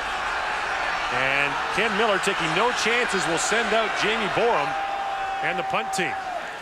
Crowd is not too pleased, Gord. They are trying to convince Coach Ken Miller to change his mind and go for it. Wow, a good punt in this wind, maybe 30 yards. Yeah, watching him before the ball game as well as the kicking game, and watching the punters try to sail him into the wind. 30, 35 tops. So if you're stopped on 3rd and short, you give them the ball at about the 15-yard line. We'll see where the Eskimos are after this kick by Jamie Borum. Now remember, Borum gave up a safety in the last meeting between these two teams. And the wind wasn't howling as much as it is today, and it wasn't raining either, but very likely could do this. I don't know how much field position you'd be saving by giving up a safety at this point. That's exactly what they're doing. Gonna do it. So Borum will back up, and Saskatchewan will give up 2. The Eskimo lead is now 6. And now Saskatchewan will have to free kick it. What a day of football, by the way, we're having on TSN. It started with Montreal and Winnipeg earlier. Now Edmonton and Saskatchewan in a terrific ball game here. And coming up as the 3rd part of our triple header tonight, Sunday Night Football. The New York Giants take on the Dallas Cowboys in the regular season debut of Cowboys Stadium. Eli Manning taking on Tony Romo, and it's coming up next here on TSN.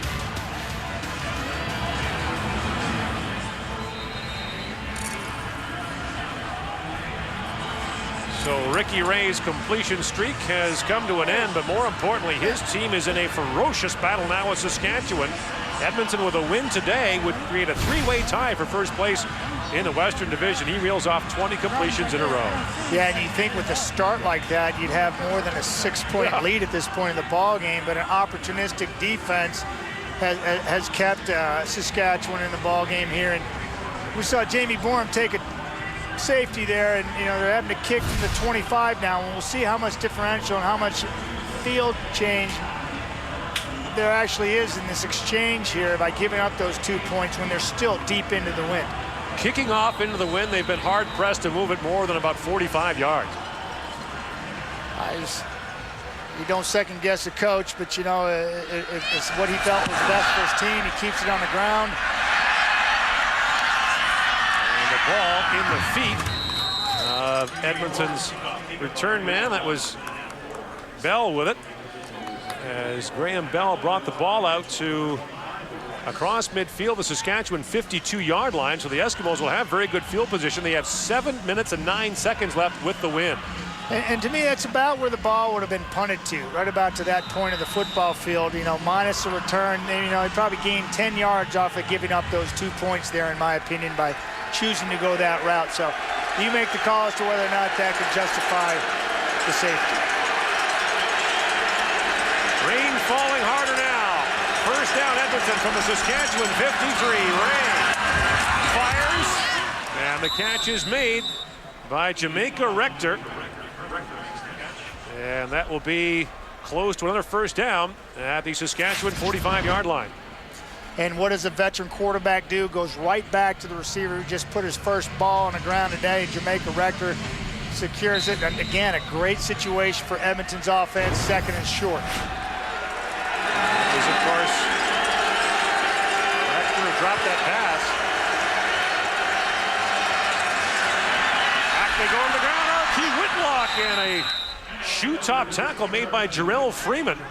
R.K. Whitlock with another good gain inside the 40 to about the 36-yard line as the clock continues to run here in the third quarter. The two offensive players for the Eskimos, the two offensive players in the doghouse for the Eskimos, with R.K. Whitlock putting the ball on the ground a series before last, and then Jamaica Rector putting the first Ricky Ray incompleted pass on the ball on the ground in the last series. And they're supplying the momentum and certainly execution on this drive here, trying to get back out of that doghouse. First down, this is Whitlock again. And Whitlock down to the 30-yard line. John Chick got an arm on him. A pick up of another 7 yards. Might mark it as 6. He'll bring up second and short again for the Edmonton Eskimos. And Matt, you've got to think, up 6 here with the clock running in the third quarter. They need to be ahead by more than one possession. Right? You want to be up. Yeah, you want to make hay, with the win at your back, and that's exactly what they're trying to do. And this game very well could have been out of reach if, in fact, hadn't had that turnover. But this is critical for them. Second down, Ray looking long under pressure, and he'll throw it away as Jarrell Freeman got in on him. And that will bring up a third down for the Eskimos as Noel Prefontaine will have to try a field goal of 38 yards. Freeman's right here. You can see him and watch what he does. It's great pressure and heart, desire. He goes inside, loops back outside, speed and power and leverage on the smaller running back, R.K. Whitlock. Really no match for him. Pretty much a beeline straight for the quarterback, and Ray did a smart thing by dumping it down, giving Noel Prefontaine his first attempt at a long field goal with the wind at his back. He was 3 for 3 here in the first meeting of the season.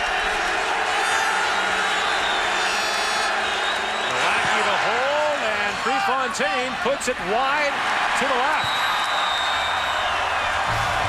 So the Eskimos turned away by the Saskatchewan D.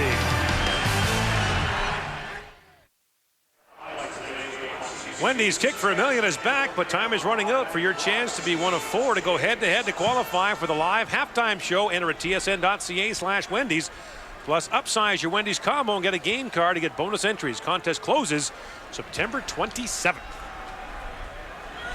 So the rain is falling, the wind is blowing, and the Saskatchewan Roughriders are down 7 with 4.5 to go in the third quarter. And back to 2 tight ends they go. Wes Cates.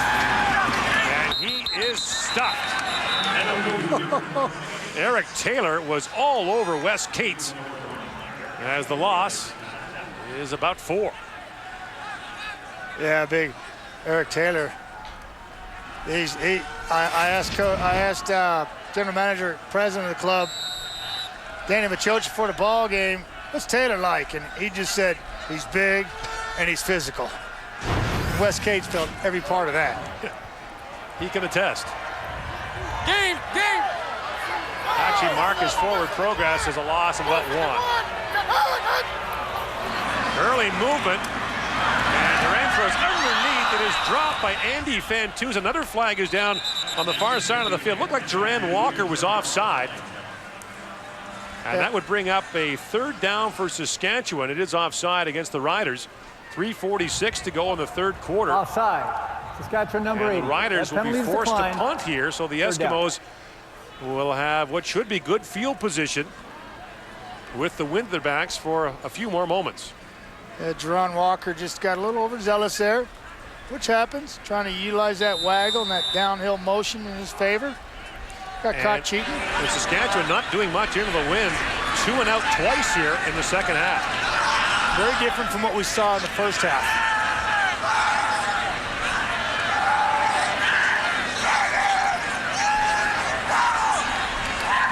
This time Borum will kick it. Low tumbling drive. Robinson at the 46-yard line.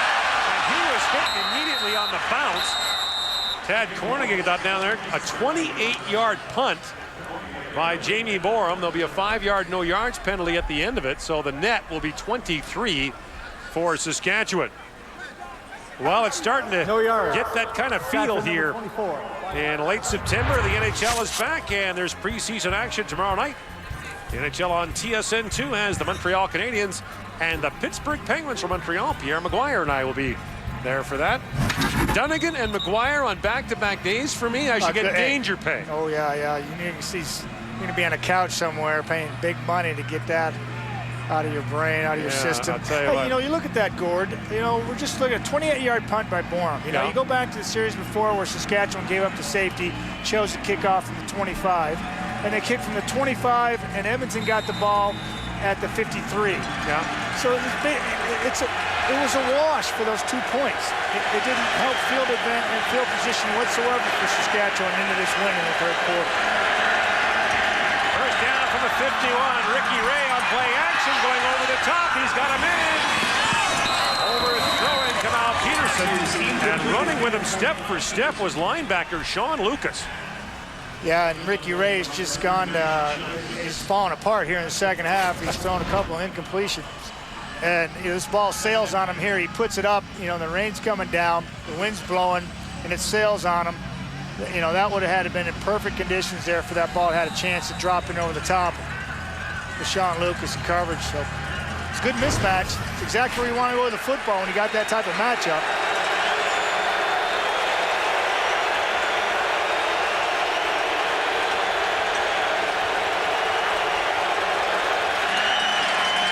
Second down, here comes the rush. Ray drops it underneath. Incomplete. Peterson the intended target, but James Patrick, the safety, broke it up. And that will bring up a 3rd down for the Eskimos, who will be forced to punt. Basically that defensive line of Saskatchewan has been so successful of getting to the quarterback, has been quiet here in this ball game, but here they force him up. You got Keith Shulgan making Ricky step up to his left in the pocket and then throw off balance across the middle. A little bit late with the football and forcing an incomplete ball. First 2 and out for the Eskimos today. Ricky Ray now 1 for his last 5. Prefontaine hangs that way up high in the wind. Armstead watches that bounce out of bounds inside the 15-yard line. They'll mark it down at the 12. Well, the sack tally feature brought to you by Purolator, where business is going. For every sack in today's game, Purolator will donate the quarterback's weight in food to a local food bank. BC with a big night last night, 6 sacks. So Saskatchewan comes into the game today in 3rd place in the Canadian Football League. You see Edmonton last in the league, 1 sack today, 17 on the year. So basically half of BC's total. Yeah, and this talk about a physical specimen here, Kai Ellis. This guy is sculpted. And he's a very physical ball player, but they just haven't been able to get the quarterback on a regular basis. Jim Daly, defensive coordinator, Richie Hall are concerned with that, trying to improve that. Ryan Walker makes the catch out to the 23-yard line. Jason Goss is there on the stop. Saskatchewan needs to move the football here. You know, to turn the phrase, Matt, you got to make hay while the sun's not shining. Yes. Yeah, if they can kill this clock here in the third quarter with the wind in their face and move the ball and keep it out of Ricky Ray's hands in that Edmonton offense and not allowing them to have the wind at their back and possibly put more points on the board, it's exactly what they're trying to get accomplished here. First down up to the 23. Fake to Cates. Durant can't find anyone open. Now the pass is incomplete. He was looking down there for Walker. There are flags down in both the Saskatchewan backfield and the Edmonton defensive backfield. If I'm a betting man, I think we got interference on Edmonton. You win. I didn't bet. Little contact on the receiver. I'm not a bet. Edmonton number 18, 10-yard penalty, first down. So it's illegal contact. Andy Fantuz was the intended receiver. They just didn't want Andy Fantuz to actually run a route on this play where he just gets hauled down. TJ Hill there on the coverage. Yeah. Well, that's a big first down for Saskatchewan. The clock now at 1:44 and running. And a chance now for Saskatchewan to take more time off the clock into the win. Here's Cates on first down. It's up to about the 38-yard line. The tackle made by Kai Ellis and Greg Peach. And the clock continues to run. It'll be 2nd and 7. Yeah, you look at a one technique right here. You've got right here, you're gonna watch Greg Peach, and he's playing a one technique, and he just slides over the top, stands up as defender, and then comes off and helps make a play there.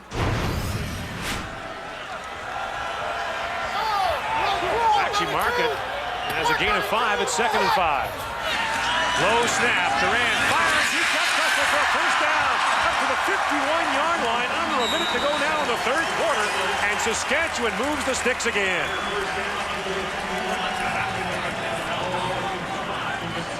Crowd knows how important that catch was. Rushers just sitting down, and we see this play, just sitting down in zone, reading it. Darian Durant sees it. Crowd reacting to the importance of that first down reception there by Weston Dressler, knowing that they could basically run out the clock here with the wind in their face and get the wind at their back and possibly make a comeback here in the fourth quarter. The first of the season for the Saskatchewan Roughriders.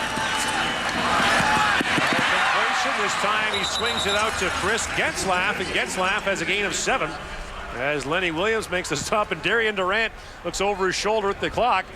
As time winds down here, we'll get one more play in the third quarter.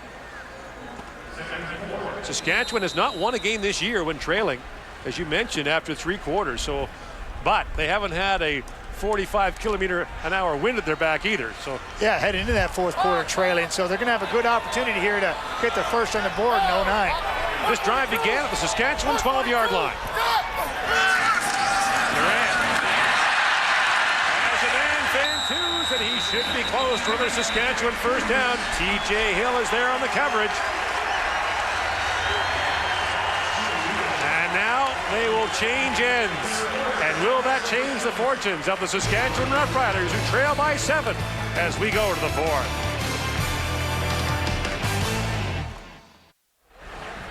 Third quarter stats brought to you by Tim Hortons. Always fresh, always. And you can see that Saskatchewan is starting to climb back in. Edmonton still with a wide edge in time of possession by some 10 minutes. But, Matt, we saw Saskatchewan there get the ball at its own 12-yard line and move the ball crisply up the field. Darian Durant starting to get it going now. Yeah, very impressed with Darian Durant making his 15th start in his young career and how he's reading the Edmonton defense and finding his receivers at critical times.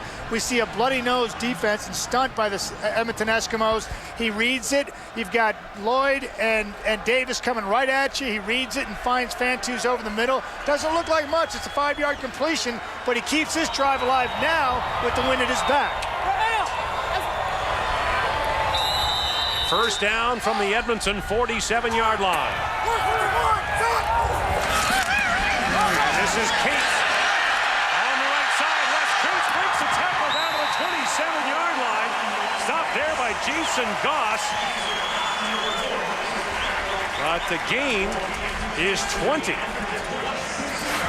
You know, you get a quality back, and we have them throughout the league now. And Wes Cates, like I said earlier in the ball game, is really rounding out in the form, makes a nice decision to bounce it outside, finds some space, makes people miss, gets his shoulders north and south. He is a big back, and picks up some huge yards here. And I love the way the Saskatchewan Roughriders are managing this football game.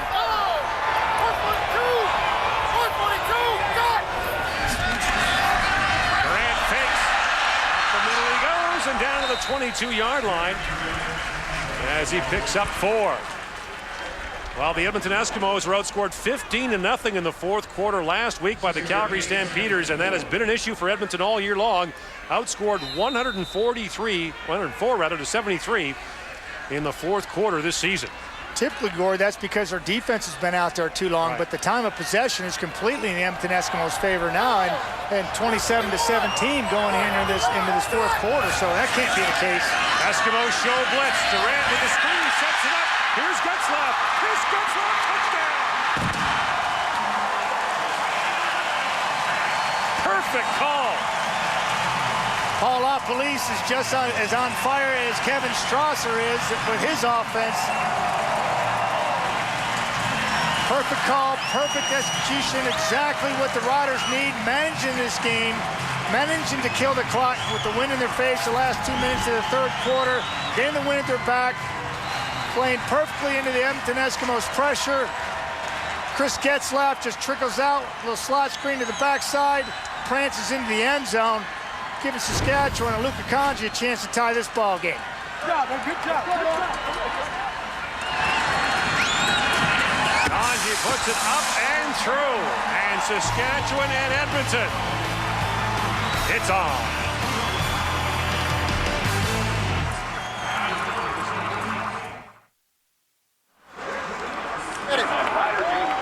Half court left. Let's go now. Good weather. 9-play, 98-yard drive capped off by Chris Getzlaff as Saskatchewan and Edmonton are tied at 24.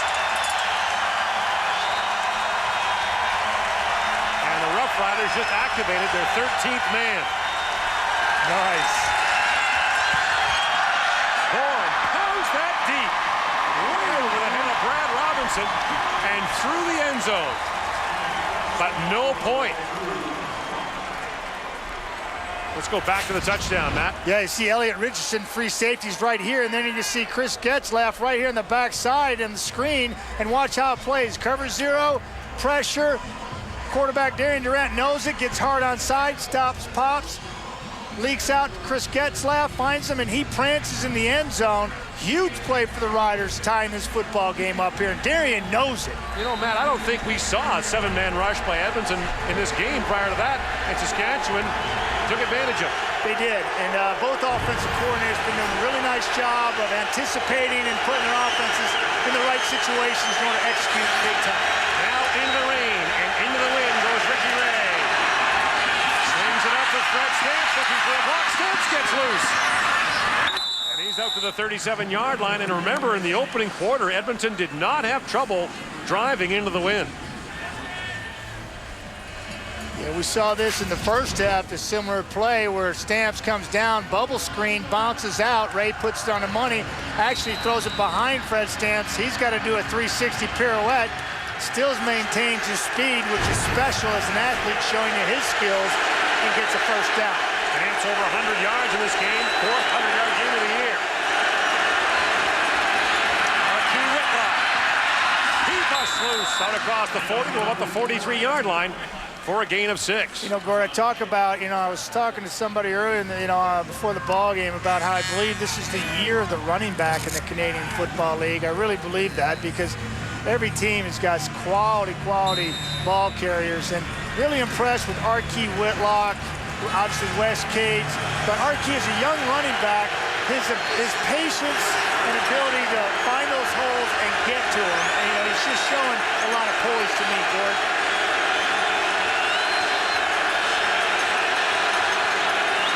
Second down.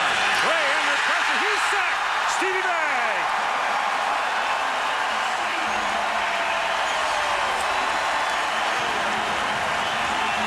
His 8th of the year.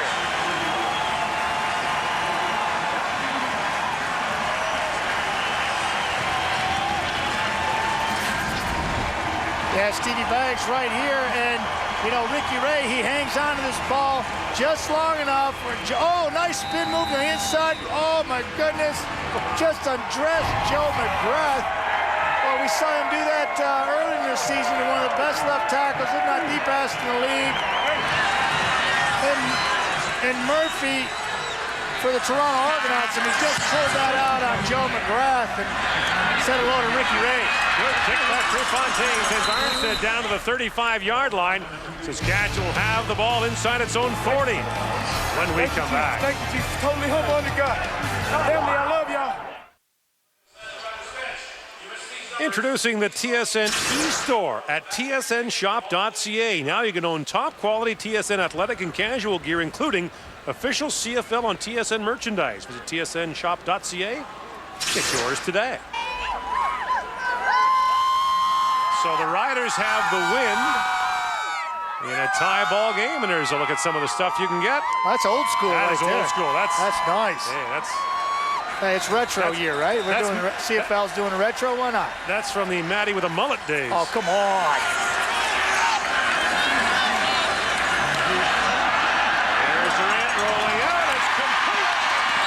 And caught at the 52-yard line by Andy Fantus for a Saskatchewan first down. Let's go back to the big defensive play, though, by Saskatchewan on that last Edmonton possession. Yeah, you got to, because that really ignited this crowd once again, and Joe McGrath gets a little taste of what Rob Murphy did earlier in the year. Left tackle's getting beat up by Stevie Baggs' spin move. That was brilliant. I think McGrath's number went up to 64 after that turnstile. Cool. Relentless. First down, Durant having a great day himself. Swings it up the 32s at midfield. Fumble. The ball is loose, and I think Saskatchewan got it back. Rob Bagg recovered it as Kelly Malvo and Bobby Keys convened on Andy Fantus. Yeah, you watch Fantus in this catch here, and we saw him on an out route, but on the previous play, really securing the ball into his hands because you have to, because of the wind and the rain. He's got big hands, he's got the gloves on, he's looking it in, doing what you're supposed to as a receiver, and good hard physical play at the end of that causes the ball to go on the ground. Second and short, here's Wes Cates, and he is steamrolled by Edmonton's Kai Ellis along with Rod Davis, and that will leave Saskatchewan 4 yards short of a first down. Yeah, and we see Darian Durant here actually have a bust on the play, a little mental mistake as he opens up to the wrong side and has to relocate Wes Cates. And in the meantime, timing's lost, and Rod Davis says thank you very much along with Kai Ellis and stops him for a loss and actually forces them to punt the football. So a mental mistake, something like that, opening up the wrong way in a quarterback where they're underneath the center of shotgun, it can disrupt the scheme and the timing offensively enough where the defense can penetrate and make a difference. Forum to punt, standing inside his 50. And it's a fake. Jamie Bourne, he's the 47. He'll be very close. He was sent hurtling through the air. Where do they mark it? This is right in front of us, Gord. Is going to be really, really close. I think he's got it. So Saskatchewan fakes the punt. He needed to get just shy of the 47-yard line. Well, it's going to be tight, Gord. Oh, is it ever? Oh, this is going to be tight. I'm talking about a half an inch here. If there's a loose thread in the end of the football, it might be by that. This is going to be tight. Bourne was Superman on the play, and much like we saw Joffrey Reynolds, it's going to be tight. Got it. Wow. That is a gutsy call. They got to wonder, will the Eskimos challenge the spot? Richie Hall reaching into his pocket, elects not to throw that flag. I mean, this is just pre-planned. Everybody's just like a student body right. Jamie Bourne just puts the ball away and goes airborne, extends, and that little extension with his left arm there with the ball tucked underneath it was just enough. Rod Davis was the man who sent him flying, so the drive continues for Saskatchewan. Fake to Cates. Durant has room outside. Durant away from Ball ball is loose. And then Saskatchewan got it back again. Of course, turnovers were a major story for Saskatchewan early in the year as they put the ball on the ground a lot. They've been a lot better the last month or so. Yeah, they have. And, in these conditions, boy, ball security is everything. We're seeing the ball now start to squirt away from players. A couple plays ago, we saw the ball on the ground, and now here again, the ball's on the ground. And it's just difficult to hang on to with the power and the presence of mind by the defense to be stripping it all the time. It's going to be paramount the rest of the way. Second down, Durant going over the top. He's got a man. It's incomplete. Looking for Getzlaff. There's a flag. Lenny Williams and Elliot Richardson were there on the coverage. And we'll see if it's contact. Or was it interference? Forward pass interference. Edmonton number 9. He's just running with him there, and then it looks like he arm bars him. And their feet get tangled, but right before their feet get tangled, it looks like he arm bars and pulls the ball down, impedes Getzlaff's opportunity to get to the football. He throws his arms up in the air trying to sell it, and he sold it, and big play for Saskatchewan. It's pass interference. It's a 26-yard penalty down to the Edmonton 14-yard line. Saskatchewan looking for its first lead of the football game. Here comes the blitz. Durant, lots of time, looking in the end zone, can't find anyone, and he'll just toss it away as he had Sean Richardson coming in on him.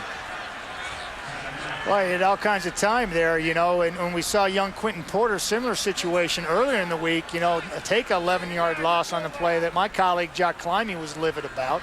Obviously, everybody would be because, you got to throw the ball away, but he was pressured.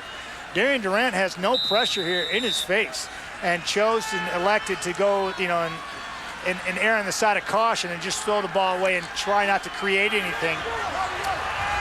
Giving himself and his offense a chance to play another down here.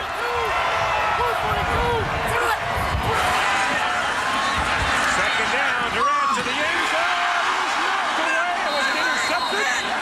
Jason Goss with a great defensive play, and they're going to say he did not intercept the football, but he did break up a touchdown. I don't know, Gord. This is going to be fun to look at here. This is a throw behind. This is a planned play.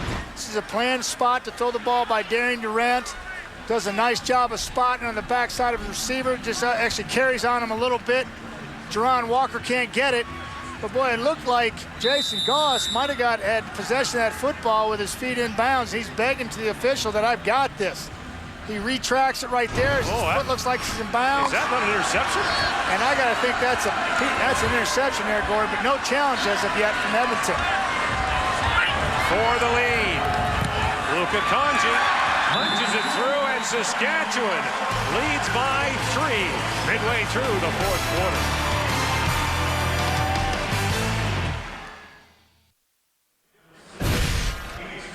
Game story brought to you by Molson Canadian. This is our beer. Ricky Ray opens the game with 20 straight completions, but Omar Morgan returns a Archie Whitlock fumble, 108 yards for a touchdown, a CFL record for the longest fumble return. Whitlock's got 2 TDs, and Darian Durant quietly having a great day himself. And we've got a lot more football to play here.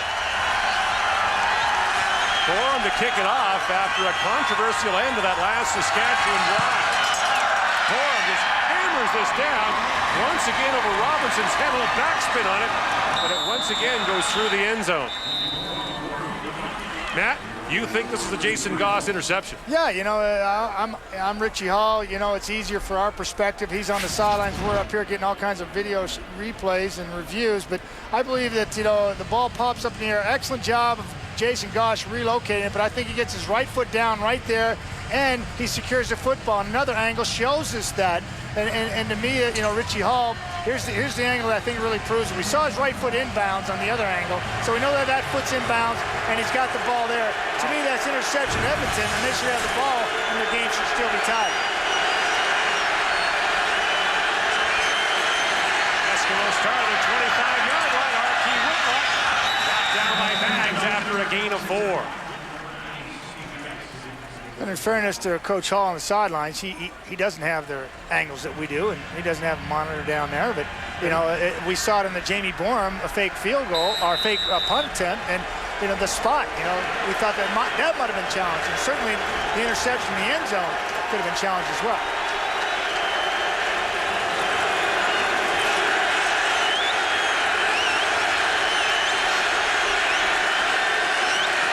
Second down, Ray, lots of time, fires a little stick, and hang on.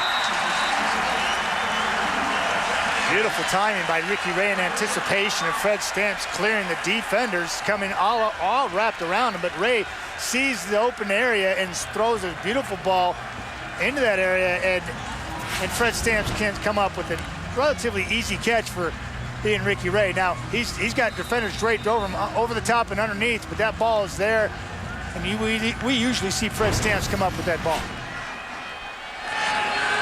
Noel Prefontaine to punt.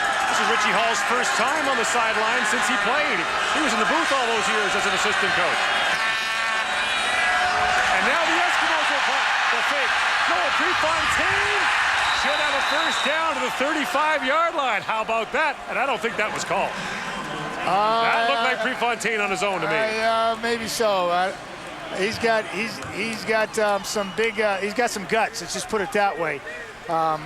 He's got some big guts. Yeah, let's say that. In order to pull this down in this juncture of the football game and pick up the first down by half a yard. That was huge. Watch the way the Eskimos release here. That's all. That looks like it's all Noel Prefontaine. You're right, Gordon. I tell you what, he's got more guts than I do in that situation. That's experience shining through for you.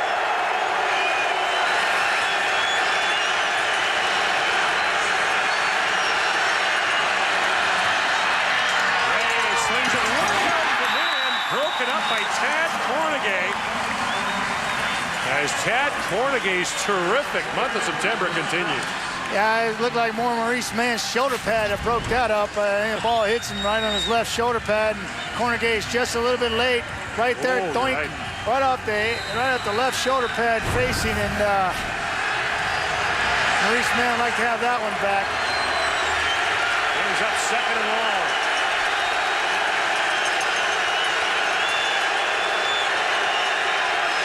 Listen to this crowd, Gord. An early movement. And that crowd might have caused Patrick Kabongo to move early, which will make it second and a whole lot longer into the wind. Marcus Adams, is right over Patrick Kabongo here. Procedure. He couldn't get, it's like Jeff here. 5-yard penalty. Biggest offensive lineman in the league against one of the smallest defensive linemen in the league. And as he jumps off sides, you get the pretty good comparison of just the differential that we do have there.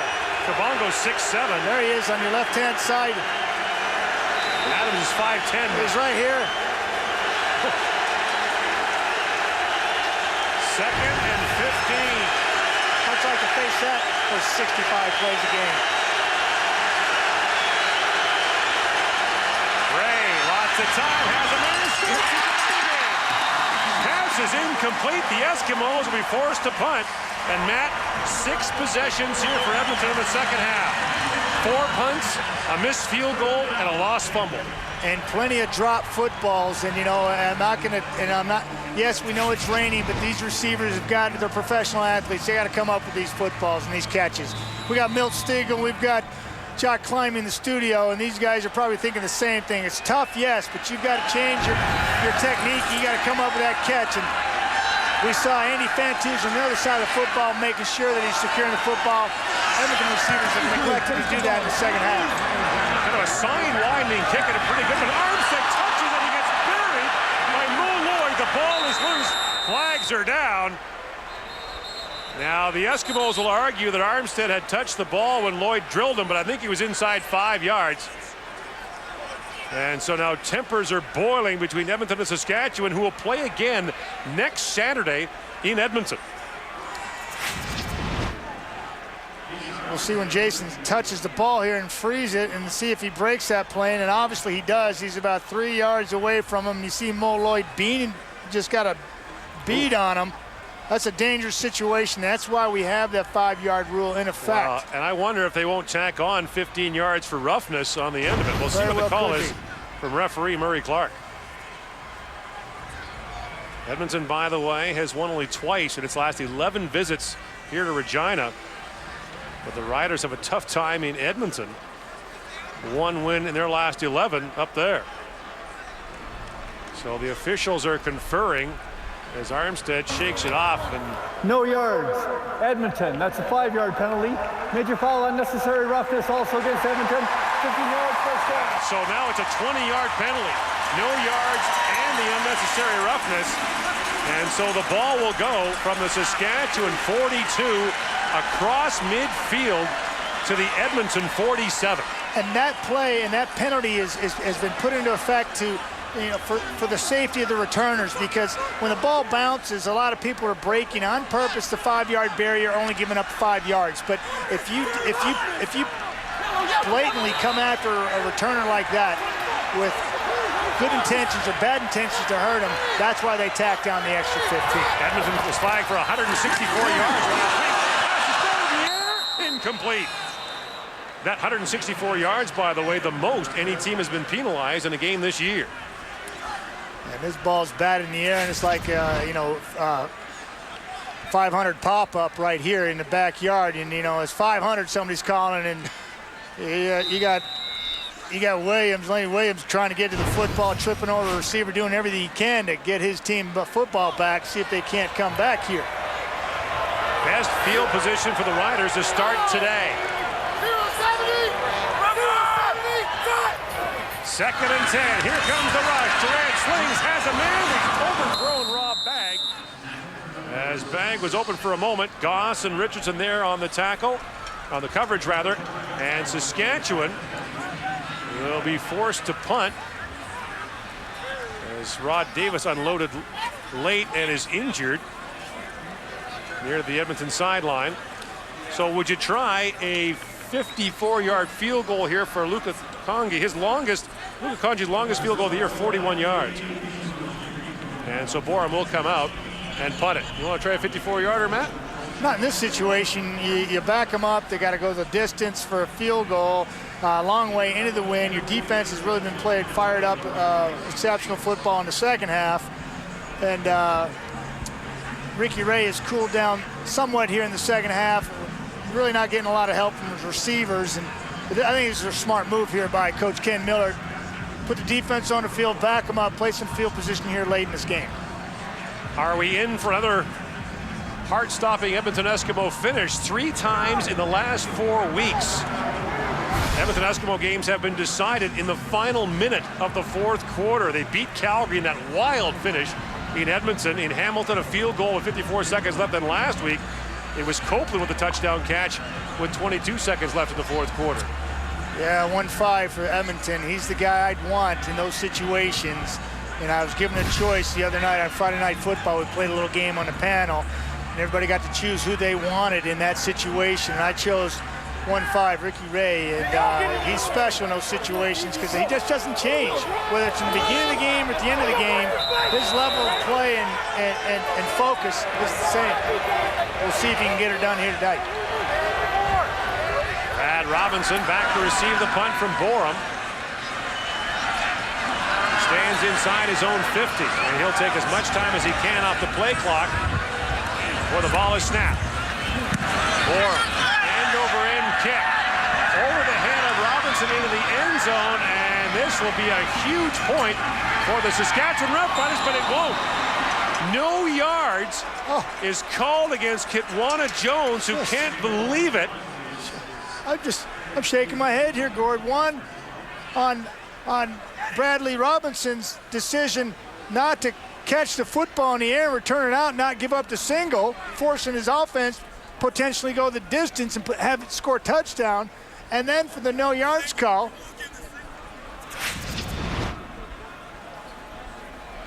by James Patrick. Well, it's Patrick and in the end zone. Doesn't matter who else. You're right. If it's just one guy, it's enough. 5-yard penalty applied from the 10-yard line. First down. So the Eskimos will scrimmage first down without giving up a point, as the ball will be placed at their 15-yard line. And so Ricky Ray will try to recreate his first half magic with 3:10 to go And the Eskimos trying to drive at least into field goal range for Noel Prefontaine. You watch the warm-up, Matt. What do you think the max is for Prefontaine? 40 yards with these conditions because they've worsened. There's 42 without the rain. I'd say 40 with this rain in these conditions. On first down, Ray slings it. And again, it's dropped by the intended receiver, Kamal Peterson. Another drop pass by Edmonton brings up the 3-minute warning with the Riders leading by 3.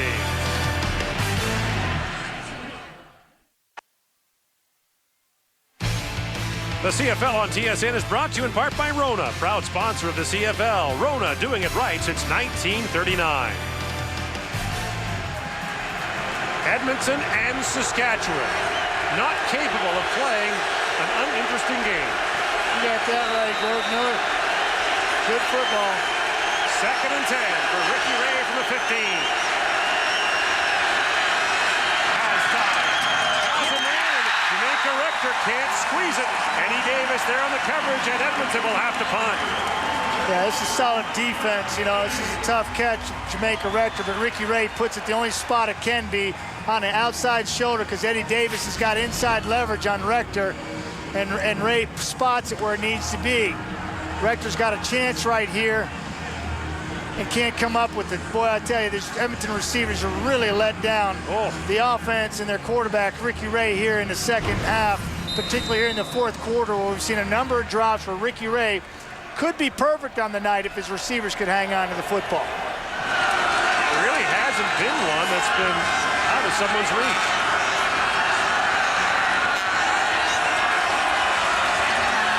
Low snap, another low driving kick, little punch 9-iron.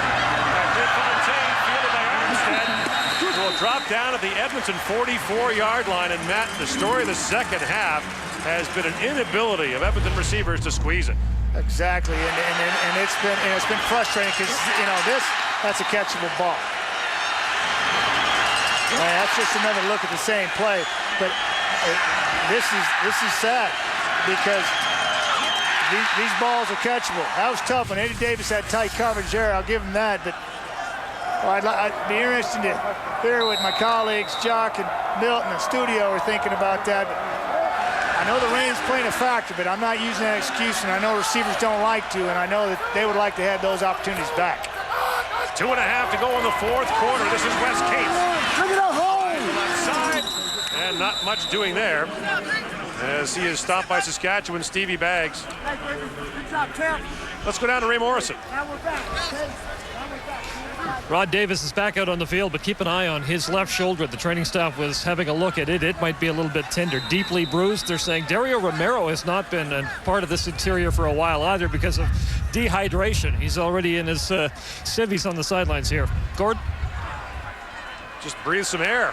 You'll be hydrated in a hurry. Pea soup out there here in Saskatchewan on this Sunday afternoon. Second and long. Cates again, wrapped up by Mo Lloyd. Big tackle for a loss of 5 that will force Saskatchewan to punt with 2:01 to go in the fourth quarter. Was it ever a big play by Mo Lloyd against his old teammates? Coming up big, tackle for loss. He's at the top of your screen there, coming free, finding space. Shoestring tackle on Wes Cates, basically forcing Saskatchewan out of a possible long field goal attempt, making decision easy for head coach Ken Miller to punt the ball away.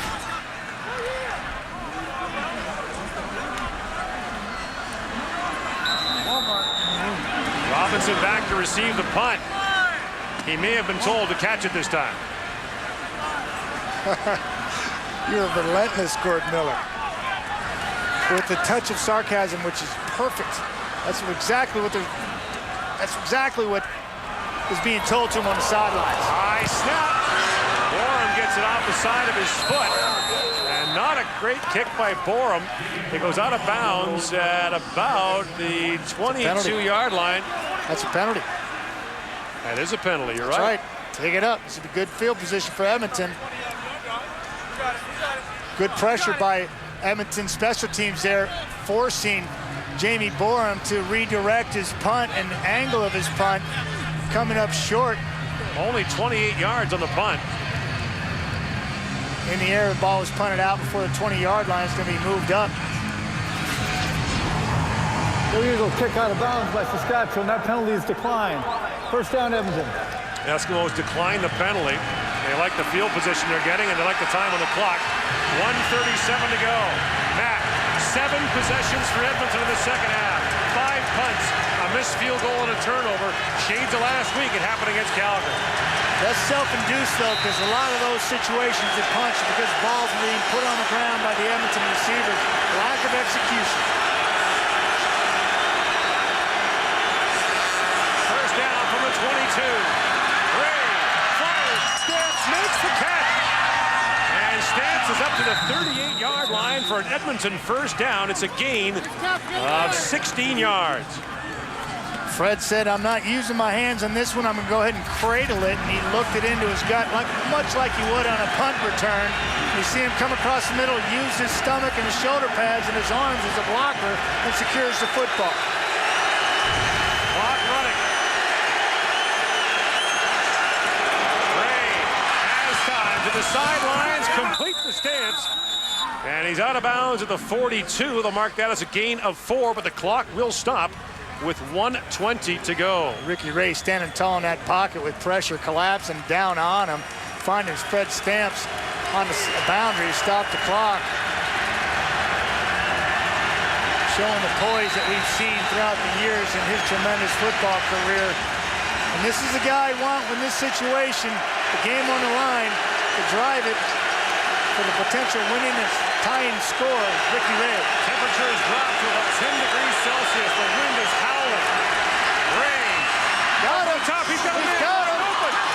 And look out, Maurice Mann wide open. Touchdown, Edmonton. Count it, Gord Miller. Count it. Maurice Mann squeezes that. It's a 68-yard pass and run touchdown that stuns the fans here in Regina again. This is crazy good right here. Here he is right here. It's a little stop and go. Ricky Ray gives him a little pump. Here's a little head. It's all he had to do. Just a little shoulder fake, and Morgan jumped on it. Ball's lifted. Ricky Ray put it on money, and Mann made sure he didn't put this one on the turf this time. Took it the distance. Omar Morgan, the hero with the fumble recovery earlier, is burned for a touchdown by Maurice Mann. And the Eskimos, with a point after, have a chance to add to their lead. Fontaine puts it through. 4th touchdown catch of the year for Maurice Mann, and it is now a 4-point lead for Edmonton. Wow. Wow, it's right, Court Miller. This is what football's supposed to be about right here. When these two teams get together, something good is going to happen. Saskatchewan out. The young Darren Durant making his 15th start. Going to show his poise and his progress at this point. See if he can't bring his football team back. That's unbelievable. Now, think about this, Matt. Remember that single point that was negated on the no yards call in the end zone. That's just it.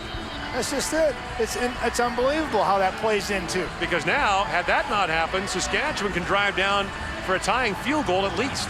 Now they got to have a major. Need a touchdown. I mean, it was a mistake on 2 parts. 1 on Edmonton for not catching in the air and bringing it out in the first place. And 2 for the brain fart or mental mistake by, seriously, right? Oh. Just not sure you can say that on TV, but you just did, so you know what? You can. No, I didn't. Attaboy, Matty. You're back. Well, this is shades of the game we saw here back in July when the lead went back and forth. Yeah, well, James Patrick probably would like to have that mental lapse back.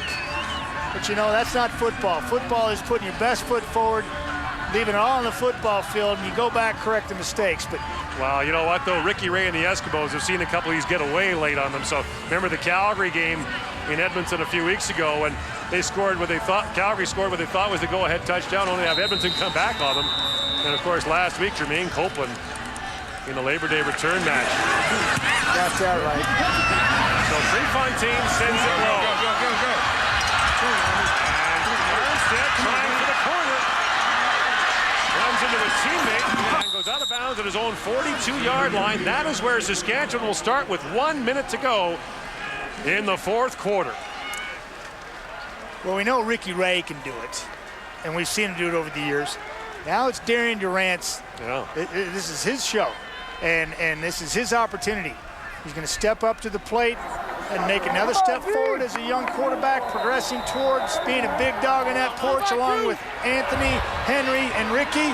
This is a great opportunity for them. Durant fires it out for Chris Getzlaff. He'll make the catch. No, yes, he will at the 46-yard line. It's a gain of 4, but the clock will run.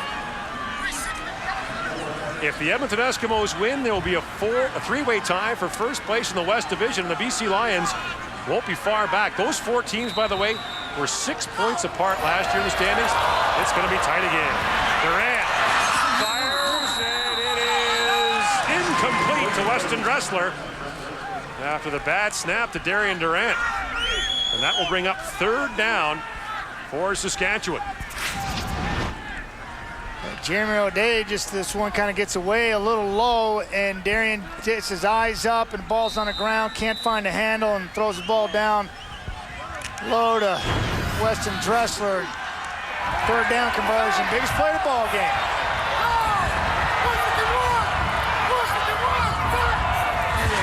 Edmonton blitzes, Durant under pressure, fires it over the top. The Eskimos can't believe it. Bobby Keys was back on the coverage, but Rob Bagg was being held on his way up the field. And that will be a 1st down for Saskatchewan. Oh, forward pass interference. This was a wing and a prayer. This is a wing and a prayer because Darian had pressure.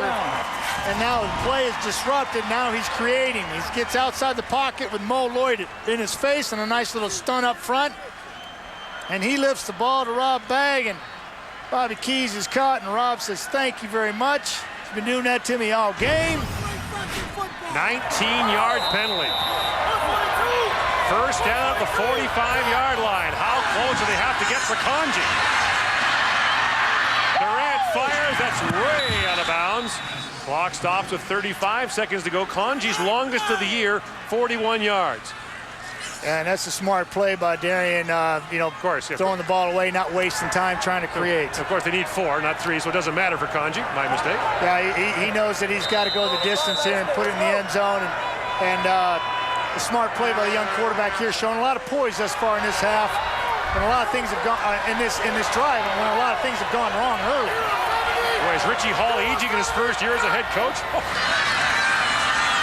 Now Durant. Saskatchewan 1st down to 34-yard line. Andy Fantuz makes the grab. Andy Fantuz just sitting down in a hole here, and it's a full sprint out, and Darian Durant's able to get the edge because of good blocking up front. He gets the edge, has clear vision. Fantuz just kind of running it out, goes up, secures the ball with his chest, not using his hands at this point because the ball is slick. The rain's still coming down. Looking like a 1st down for Saskatchewan. 28 seconds left on the clock. Now, once the ball is spotted, the clock will start. 28 seconds remaining.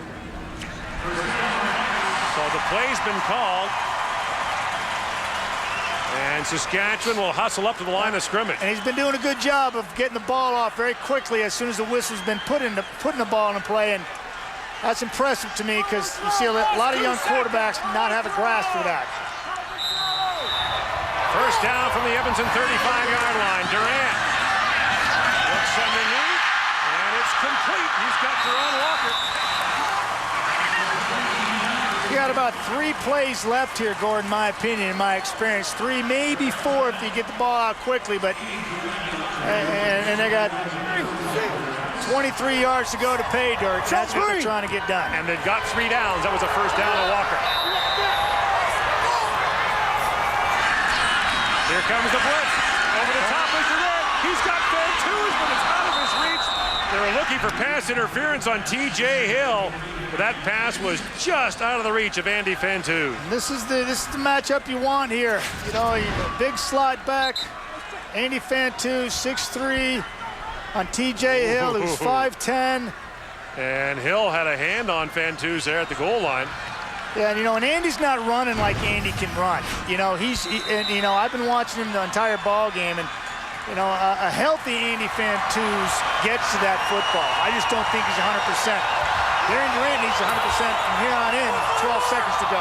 Down by 4. Second down. Durant to the sideline. What a catch! Off the 17-yard line. This kid is special. This has got to be induced from the command center if they're going to challenge this at all. But that Rob Bagg has been doing that all season. You talk about maturing in front of our eyes. And I believe that the control center is going to review the play. Requested a review of the play. Yeah, this game is too close, and you got to take time to look at that. And I'm sure that's what we're doing in the command center. But Rob Bagg's been making these type of plays all season long, in particular times when the team needs him the most. And this kid has really stepped up and showed a lot of signs of maturity and certainly ability. Foot down. Do you have possession? That's just tremendous. Oh. He gets both of them. He said, forget one. I'm going to get them both in just to show you how good I really am. One-handed grab, gets both feet down. One, that's in.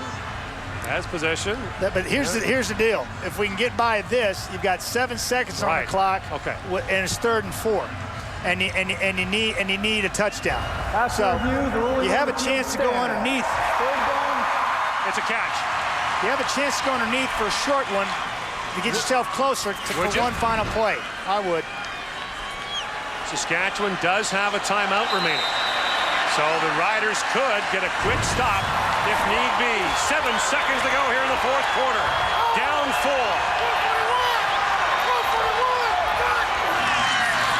Durant, lots of time. Has a look to the end zone. Incomplete. He had a man wide open, but the ball fell between Dressler and Getzlaff, and time expires here in the 4th quarter. The Saskatchewan Roughriders with a furious attempt to come back, but for the 2nd time this season. All kinds of time. Edmonton fakes like they're coming. Does a nice job up front, buying Darren Durant an opportunity to throw the football. Either overthrows Getzlaff or underthrows Dressler in the back of the end zone, one or the other. And Getzlaff took a pop. So for the 2nd time this year, Edmonton comes back in the 4th quarter to defeat Saskatchewan.